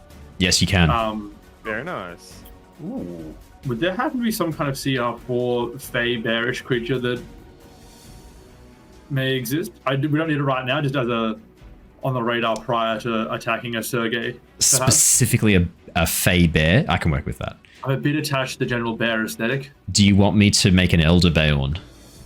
That'd be very nice. Sick. I'll do that. Easy. My man. All right. Well, let's attack this thing. You can use the Elder Bayon now. What's the dice roll it uses for the Bayon? I think it's like a D8, isn't it? It is it's a 2d8 plus 6. Yeah, change it to a D10. So it'll be 2D10 plus 6. And that'll be the Elder Bayon. Doesn't get and I'll add a special charge attack and we'll update that. But for now, just change it to a D10. Yeah.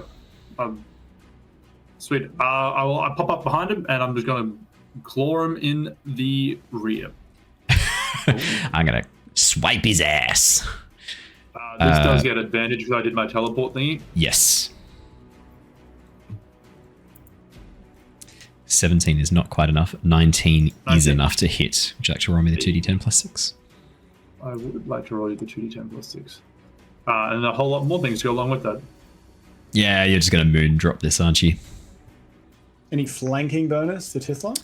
Tithla is not technically flanking it, but that would only be a +2 to hit. So it would hit anyway. Actually, no, it's enough. I didn't have my full moony thing up. It's just 16 radiant damage plus 2 fire damage.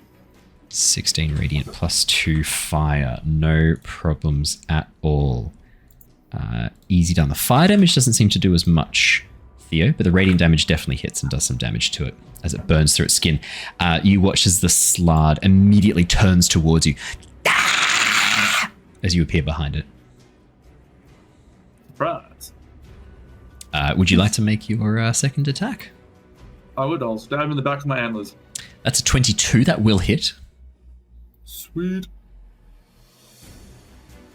And then I'll... That's a really cute froggy. I think that's a grung token from... It definitely is. From Tomb of Annihilation. Yeah, I was going to say must be from Tomb of Annihilation. Yeah. 12 damage. 12 on the radiance. Nice. As your horns, glowing with this fey light, stab into its spine, you watch as the Strahd throws itself back up against the door, managing to avoid taking a deathly blow, but still taking a bit of damage here as you sort of turn towards it, pouring. It is now the start of initiative, which means you now get to do your full turn again from the surprise round. Ooh, nice. Sweet. All right. Well, guess what we're doing again, boys. I think he's going to stab Do it again. I think I'm going to stab him with my I think he's claws. going to stab it. This is fun. My favorite part of this is you now know there's 2 other sarcophagi in that room that Tithla hasn't touched yet. 23 does hit, yes. Oh, I've actually should have been extra 6 damage on that last roll. I didn't add my strength to Yep. I'll add that damage right now. Done. Holy shit, 30 damage. How much of that's fire? 8 of that is fire. Oh. 8's fire, 22 on the radiant. Yep, no dramas at all. Getting the claws into this thing. As soon as Tithla was in danger, just went full daddy bear mode. You watch as going into the Tithla protect. turns towards the Strahd and just holds her body out as if ready to be taken by it. Release me from this cold embrace of life. 20 does hit. Free me! Yeah, come on, do it! Free me! It's another 23 radiant damage as the antlers begin to glow, and I just jam them into the gouges I've made on this thing's back. You can see that its spine is now exposed, sections of its flesh burned away by the radiant energy. This thing is looking very much hurt. Bloodied, one might say. Cool. Theo, anything else on your turn? Just checking for bonuses. Jonor will be coming up to your turn next, so you get yourself ready. I don't think I can actually do the fun healing thing that I used to be able to do, so I'm all good. Jonor, it's your turn. All right. Jonor runs diagonally up and right to try and get a glance into the room. Can I see that sad? Whatever it's called. The Nothic or the Slard? Slard, sorry. It is still invisible at this point in time. I glance there. Oh, actually, sorry. I need to make a whole bunch of I need to make a whole bunch of concentration checks. Apologies. It might be visible. I need to make 4 Constitution saving throws. Let's see. It is visible. Yes, you can see it. If you can see it on the map, you can see it in real life. It is visible. Its invisibility failed. Oh, that is a grim thing up there. Oh, that is too good to pass up. I turn my gaze up north, and then again a circular golden ball appears in my hand, and I point northwards and drop this golden ball in between them, and then it like transmutates from gold into water and expands out into a 5-foot watery sphere, and I plonk that in the middle of all of those casters. Amazing. Let me put the most watery looking. What's the most watery looking one? Here we go. This looks a bit watery. It's annoying. I don't have a Here we go. This is the most watery looking one I've got. What's the radius of the watery sphere? Oh, that's too big. 5 foot. 5 foot? Yeah, okay, that's a bit big. Pew! Let me shrink that right down. As this sphere of water appears in place right in the middle of all of them, and if it's partially covering their area, because it's only 5 foot, right? Oh, no, it's 5 foot radius. Sorry. So 10 foot diameter. Radius, yeah. Yeah. There That's you go. Right. So it does capture all of them in its watery embrace. Yeah, they got each make a strength saving throw. I can hold up to 4 normal medium creatures. So amazing. Save of 17 strength. Absolutely fantastic, Jonor. I'm just going to put down a better token than that because that one's it's too small. We can't see it. I know this doesn't look very watery, but this is the best I can do. There we go. Nice. All right. Strength saves for the Nothics. That is going to be 1, 2, 3, 4. That is a 13, 11, 8, and unnatural 20. All right.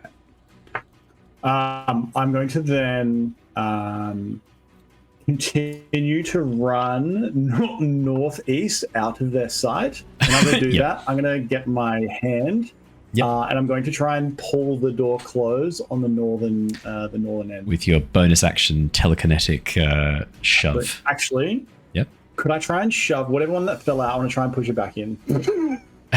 Yeah, you can. That's fine. I'll make another strength save. I'll make another strength save.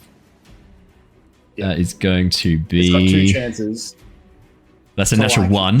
So natural 1, I'm going to rule it doesn't have 2 chances. It's just pushed into the sphere. It's a natural 1. Like, that's got to come with some punishment. It is pushed straight into the sphere. You watch as the Nothic goes, no, and then you just push it into the sphere. As it gets put inside the sphere of water. I then run to the eastern wall, and then that's it for me. There's a small statuette of a cow right next to you, Jonor, as you run to the eastern wall. The Death Slide is going to move up. It is you what? So you tip it. I got a cow tip. Yeah, as the cow statue falls onto the floor and shatters, you watch as Jonor turns into a cow. No. As the Death Slide rushes up towards Tithla and Theo, moving into position so that it can get some strikes out. Is it moving? Sorry, it is moving. It is moving. It's attempting to. Can I see it? Can you see it on the map? Yeah, I can. I can see it in the doorway. Then yes, you can see it. Wood would like to use his reaction to bring it. Can I do that as a reaction to bring it to me? Where is this? Where is that to the creature? You can see. Yeah. I'm going to bring it to me. Okay. I need to make a strength saving throw. Yep. For the Death Slard. That's 12. I don't think that's enough, is it? It's a fail.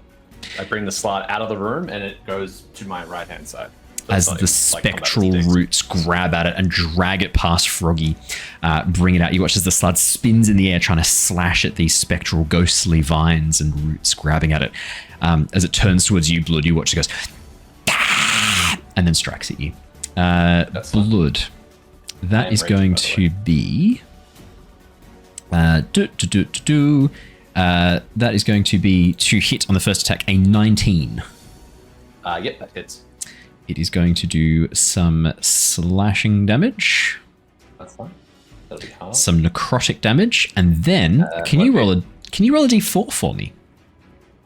Sure. That is going to be 11 slashing damage. So 5. Yep. 7 necrotic damage.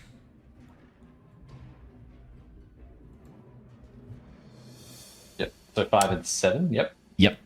And as the blade strikes through you, Blood, the magic on this blade causes you to become charmed as you receive a condition determined by the D4.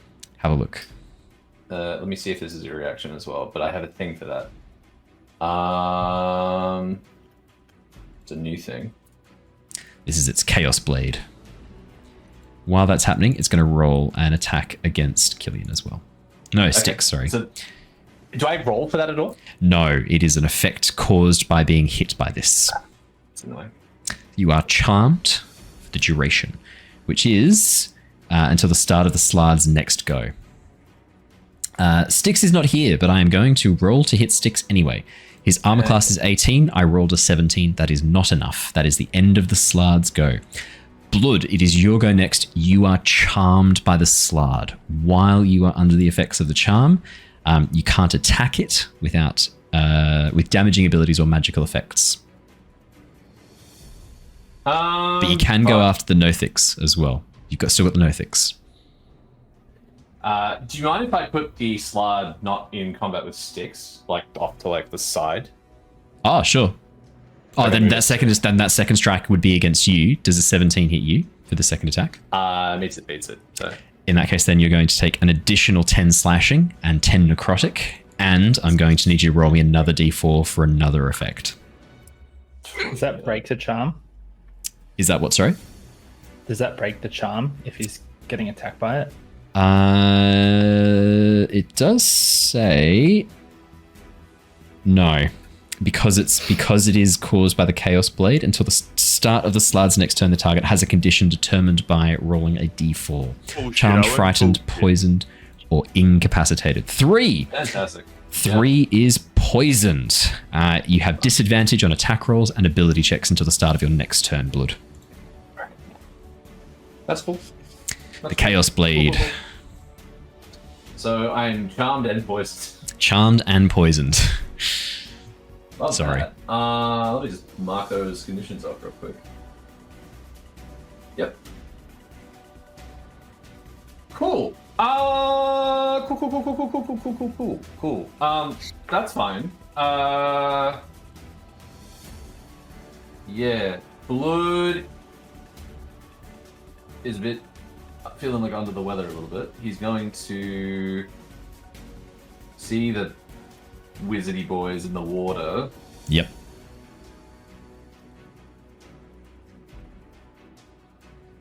He's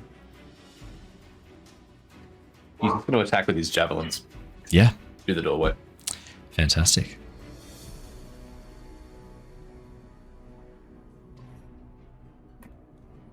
I believe. It's rolling. It's has a 19. 19 hits. Beautiful. And it's going to be some stuff. Advice from chat. Blood, drink the juice. I like how everyone wants you all to drink the vampire juice. I don't know what that's about. Don't worry about the Javelin of Lightning effect. I don't think it's active yet. No, so just the piercing damage. Just the piercing damage. I'm using the Javelin of Lightning, but it's effectively a Javelin. Yeah, easy done. The lightning ability. That's cool. I'll just do it again. Throw it again. Yeah, 100%. Alrighty. I'll mark off 11 points of damage. Done, done, done. Ooh, that's nice. That's a 20. Oh, natural 20. Here we go. Won't be that much, because it's not with the actual lightning, but that's still not too bad. We'll take it. Hey, something, right? No, something. Dun, dun, dun, dun, dun, dun, dun, dun, dun, dun. I knew you were going to start singing that. So, 10 piercing damage plus an additional d6, so 16 piercing damage total. I'm very gonna. nice. Yeah. What can I do with that? If you hit, I guess I hit this. I hit maybe two different ones. I can from where I am. Yeah, I can hit the one behind and the one in front. I've got no problems with that at all. Not that it really matters because it's kind of engulfed by the water. But I will use the slow ability from the javelin attack to reduce its speed by 10. Okay, and I need to make 2 concentration checks as the Nothics attempt to keep the ritual going. That is going to be... Actually, I think Blood also has Mage Slayer, which means if they're concentrating on a spell, they have disadvantage. I do indeed. Oh, okay. That is very good to know. That's going to be 2 fails. Yay! Not what we want, but well. Nothing else happens as far as you can see for the moment. Blood, anything else on your turn?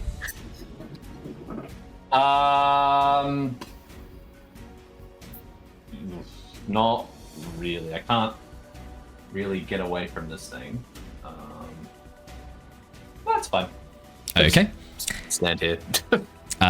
Styx is going to stride forwards past you, Blood, stare at the Death Slard and go, "You are not my primary prey, but I will gladly slay you any day." That was a rhyme, unintentional. He is going to do a Divine Smite on this using one of his first level spell slots because he's got a whole bunch. He's going to use his Sunblade to do it. That is going to be an additional 12 radiant damage, but I should roll for the Sunblade first. That is going to be an unnatural 20 to hit for 8 radiant damage, plus an additional 12 radiant damage, so 20 radiant damage total. And Styx is then going to make another attack with the Sunblade. He's not going to do a Divine Smite on this because that is only an 11 to hit. That is all Styx does as his turn. Does that include the additional D8 that he does naturally? Because he worked out, Raph worked out that he does an additional D8 every time now. Against undead and fiends. Oh, okay. I thought it was against anything. No, this is an aberration, unfortunately. Axel! It is your turn next. Also, can you just add an extra couple of damage, three points of damage to each for the rage? One of those. Yep. The rage. Yep. Done. Okay. I have no idea what I'm doing. Axel was waiting for these guys to run out of the room and seeing that Jonor has momentarily taken care of them. Is the door on the outside or the inside? The door is it's opening into the room, away from the corridor. Cool. That's good. That's not going to really help me. So seeing that they're kind of in the bubble in there, Axel's going to assume that Jonor's got that sorted and he's going to run and charge at the big boy. Yeah, the Slard for sure. And he's actually going to start with the charge attack. Nice. With his first one, which means that he gets to do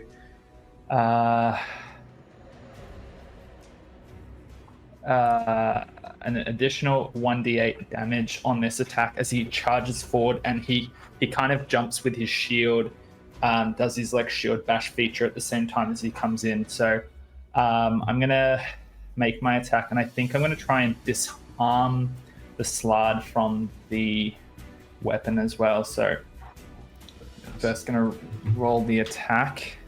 The 21 to hit. That will hit, yes, definitely. Okay, cool. I'll roll my damage next, which is the 14. 14 damage. 7 bludgeoning, 7 radiant. Yep. Yep. And on there, that's additional 1d8 as well for your charge. yes.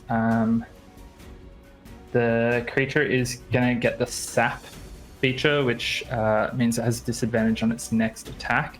Perfect. And it is a D8 of extra damage for the charge.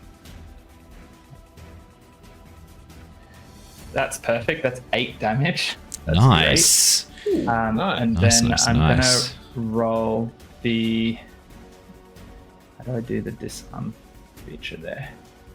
I believe it's a dex save target from the strength- creature. Strength save. Strength save, or drop the weapon. It's going to be a 16. Okay, that's a fail.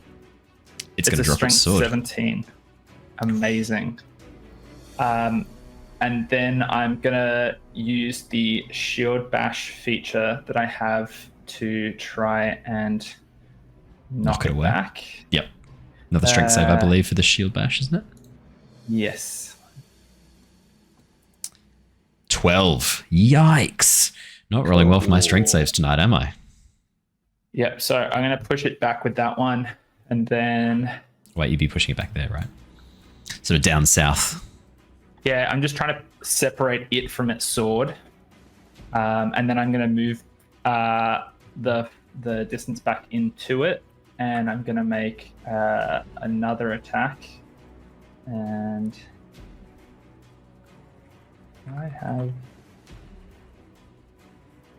just double checking if I can use push as one of the battle masteries on that I can switch out for any weapon. I'm just going to roll the attacks first. Yeah, good call. Look at that. So the mace comes down again now that it is seemingly unarmed, and I think I've missed that one. That's a 15. 15 is a miss. As I swing wide, it's probably like half stumbling back as I swing wide to make it basically take a step back to avoid getting smacked in the face, and I will make a third strike at it here. Oh, that's worse. I'm going to use 13. my last battle mastery dice to make it a precision Someone's going to be attack. drinking a potion. Okay, that's a 17 now. Does that hit? That hits. Fantastic. So I kind of almost feign an attack, and as I see it going to miss where it looks like it's dodging, I swing back and smack it across the face. Brilliant. Love it. And I pull a muscle in my arm as I do it, I'm pretty sure. Yeah, it's the last time I can do that. Yep. All right, and then Well, there's unless you drink the potion. last lot of damage. That's a 15. 11 points. 15 total. Damn, guys, this is some brutal damage. And with that, I will push. The charge attack. No, never mind. That's okay. I didn't do that. I should be able to push it back. Yep, another 10 feet back. So Another it strength should be save. like 15 feet. Oh, no, it's just, yeah, sorry, no, it's with no, push. Yeah. Yep. So that one, so it should be 15 feet further south than it started.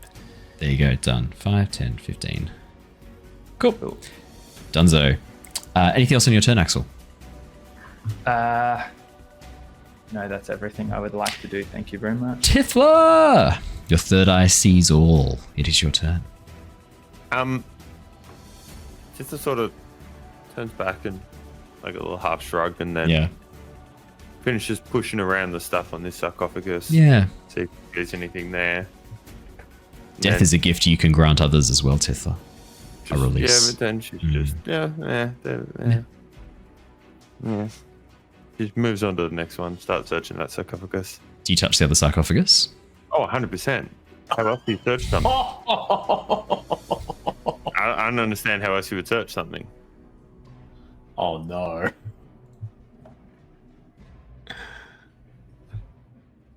It doesn't make any sense. I can see it. There's clearly nothing on top. I gotta look inside.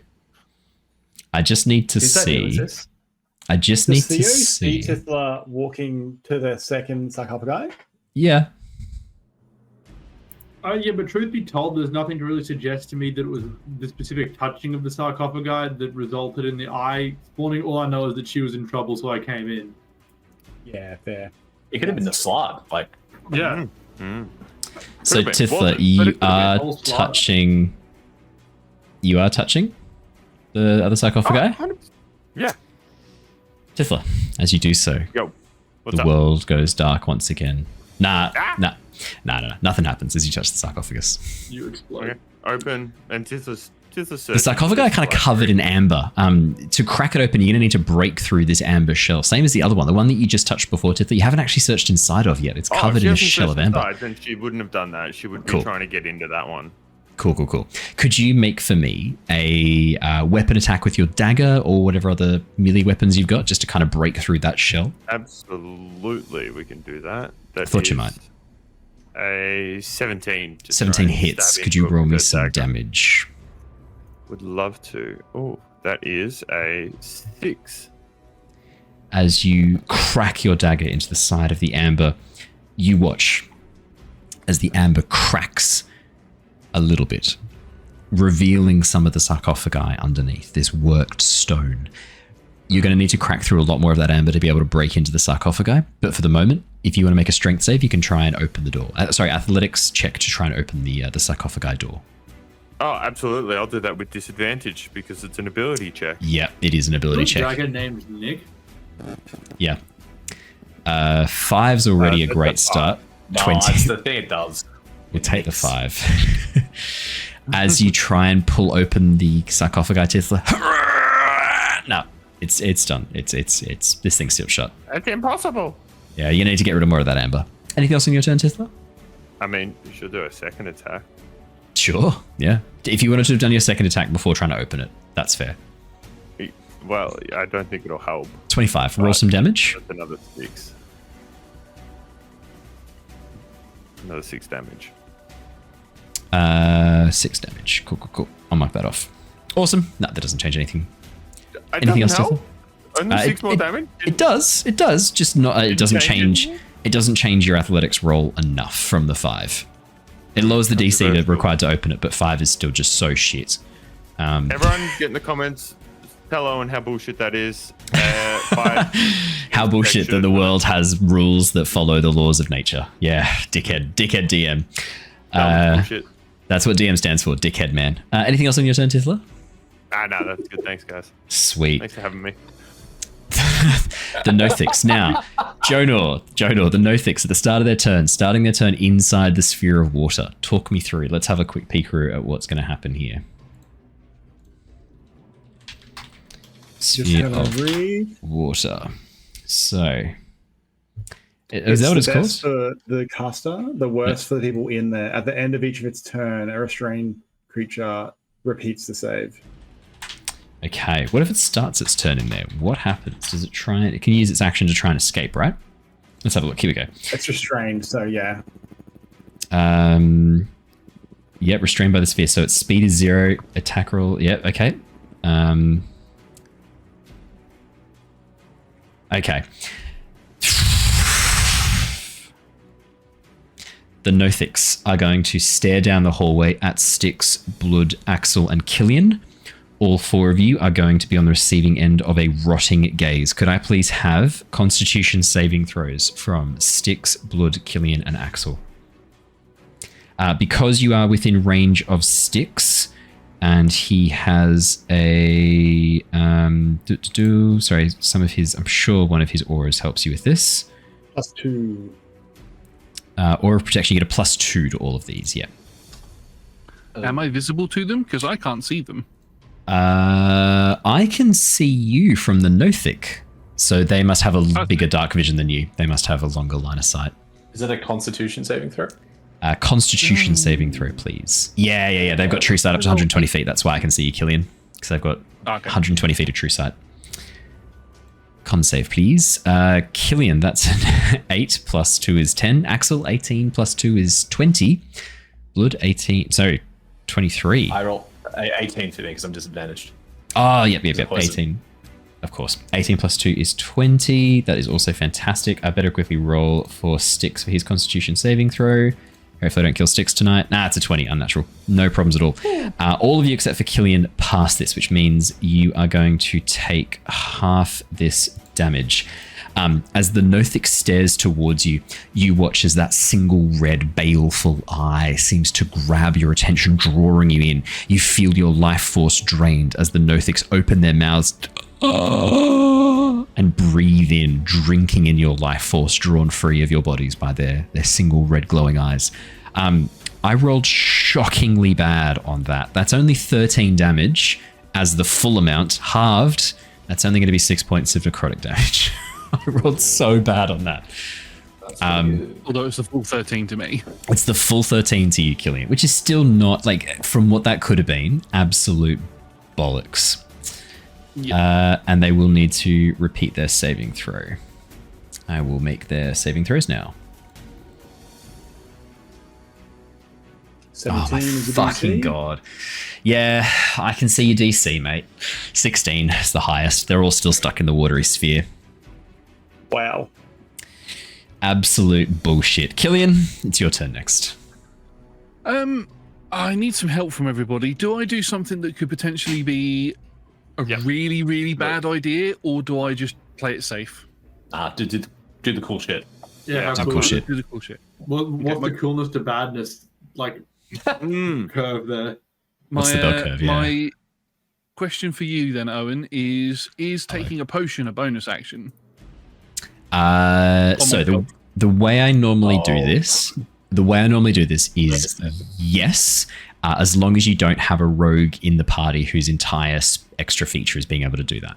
Because I believe logically you should be able to drink a potion as a bonus action. However, one of the rogue features specifically grants you that. So if there is a rogue in the party and that's a specific thing, I don't just nullify that by being like, yeah, no, everyone can do that. So there are no rogues. So yes, bonus action's fine. Normally what I do is substitute a different ability for the rogue. Because I just think that's a stupid ability, the bonus action thing. Yeah. The one you're drinking the Strahd. Yeah. Drinking the blood? I'm going to take a sip of the Strahd potion. As you sip Strahd's juice, Killian? Is it thick and warm? It is thick and viscous and a little bit ropey as it enters your mouth. Strahd just rope it in. It's a little bit stringy. Killian, you gain all the benefits of a long rest. Thank you. Your eyes change colour slightly, spokes of red moving through. What if we drink it twice? Yeah, that's what I was wondering. That I'm not going to do it. But I've got something for that, don't worry. I'd like to move over to Styx. Yep. And I'm going to look to Styx. Styx, would you like to try something that is a little bit off the cuff and could help with what your plan is? Will it lead to the death of Strahd and Sergei? Potentially. Then I am 100% committed. I place my hand on Styx's shoulder. I close my eyes. I visualize the center of that chamber. And I say to myself, let's go southeast. And I will cast Dimension Door on the pair of us to appear in that room. Oh, that's such a bad plan. Killian, could you please roll me? I don't know what the payoff is here, but I love it. Killian, could you please... Jonor, do you want to counterspell it? We know how well counterspelling dimensional stuff works for you, Jonor. You want just Killian and Styx disintegrate. Do you want to roll me a D100, Killian? Because we need to see if enough of... D100 roll, we need to see enough if the barrier has been disrupted by the Nothics. I almost shut down my computer by accident. That would do it. I would not what I want to do. I would take that as a specific sign. That's an 11. That was an 11. Why is it always D100? Let's say low works. Killian. Yeah, all across the Lost Archives. You've been given advantage. You may roll a D100 again. The dice tried to save you, and Chad has given you a chance to kill yourself. 28. I'm so sorry, chat. You really tried to save him. Unfortunately, it was his decision making that was at fault here, not your dice. Here is what happens. As you try and cast... Oh, wait. I need to roll 2 more concentration checks for being inside the watery sphere. Hang on, this might affect things a little bit. Hang on. Hang on. I'm trying to see if I've got anything that can help as well. I mean, are they chanting as part of their ritual? It does involve verbal. Yep. Oh, they can't because they're in the water. So they can't. Exactly. Yeah, because they're in water. Yeah. But the question is, are they able to maintain the spell in that moment? The answer is, no, they are not. Here is what you see. Killian, as you go to cast the spell, there is immediate resistance. And as you grab Styx and try and step through the dimension door, you watch as the surface becomes this shimmering portal of necrotic energy. And you realize just how bad this is about to be. You are about to step through a shroud of death. And then suddenly, the portal connects. And the two of you step through into the room with Strahd and Sergei. The magic disrupted just enough for you to teleport in. I'm going to place you in the room. Yep. Is that where you wanted to be? Sort of right in the very... I've had to rejig Roll20 on the map. It's not showing up some of the changes we've made. Is that roughly where you wanted to be? Yeah, roughly. And if I can see where Madame Ava is, I would like to move my movements. I've still got 25 foot. I'd like to begin moving to her. Her corpse is located just off towards the side near the staircase here. I'll put it down on the map for you to see. I probably can't check it to see. Probably can't check if she's alive at this point, but I would like to move over to her at least. So I think it's there. Her official token in the artwork is absolutely fucking horrifying. Can I just let me just give you this? That's her official artwork in the Curse of Strahd. Again, for Chad's benefit, last session did we work out that she was in the Amber Temple for some reason, or? Yes, we did. She died. She does appear to have perished in here. Yes. Oh God! I just saw the token. Right? It's pretty bad, isn't it? There you go. I will put her. Do you want me to, I'll give it to you again. There you go. As part of my movement, if I'm able to like put a finger on her pulse to see if she is actually breathing or not, then I will do that. As you place your hand on her chest, Killian, there is no breath. There is a massive gash through the center of her stomach and across her rib cage. It's been shattered open, probably by some sort of swipe from a clawed hand. She's dead. There is no pulse. There is no breath. Styx turns to you. Styx turns to you. Killian goes, "Thank you, Killian. Now it is my turn to destroy these creatures." And then he's going to patiently wait for his turn. Anything else on your turn, Killian? I mean, I don't want to take away from Styx's moment. There is something that I do want to say to Strahd and Sergei, but I will wait until my next turn cycle because I've been thinking about it for a long time. Okay. In that case, then. You're very naughty boys. In that case, then, that is where we're going to wrap up for tonight. I'll bring us back to the webcams. That is all we have time for tonight. We will be back next week for the final showdown with the party splits across these two battles. God. This could only go well. Thank you so much for joining us, everybody. We will see you all tomorrow night for Tales from the Yawning Portal, Wednesday night for Return of the Giants, and next Monday for more Curse of Strahd.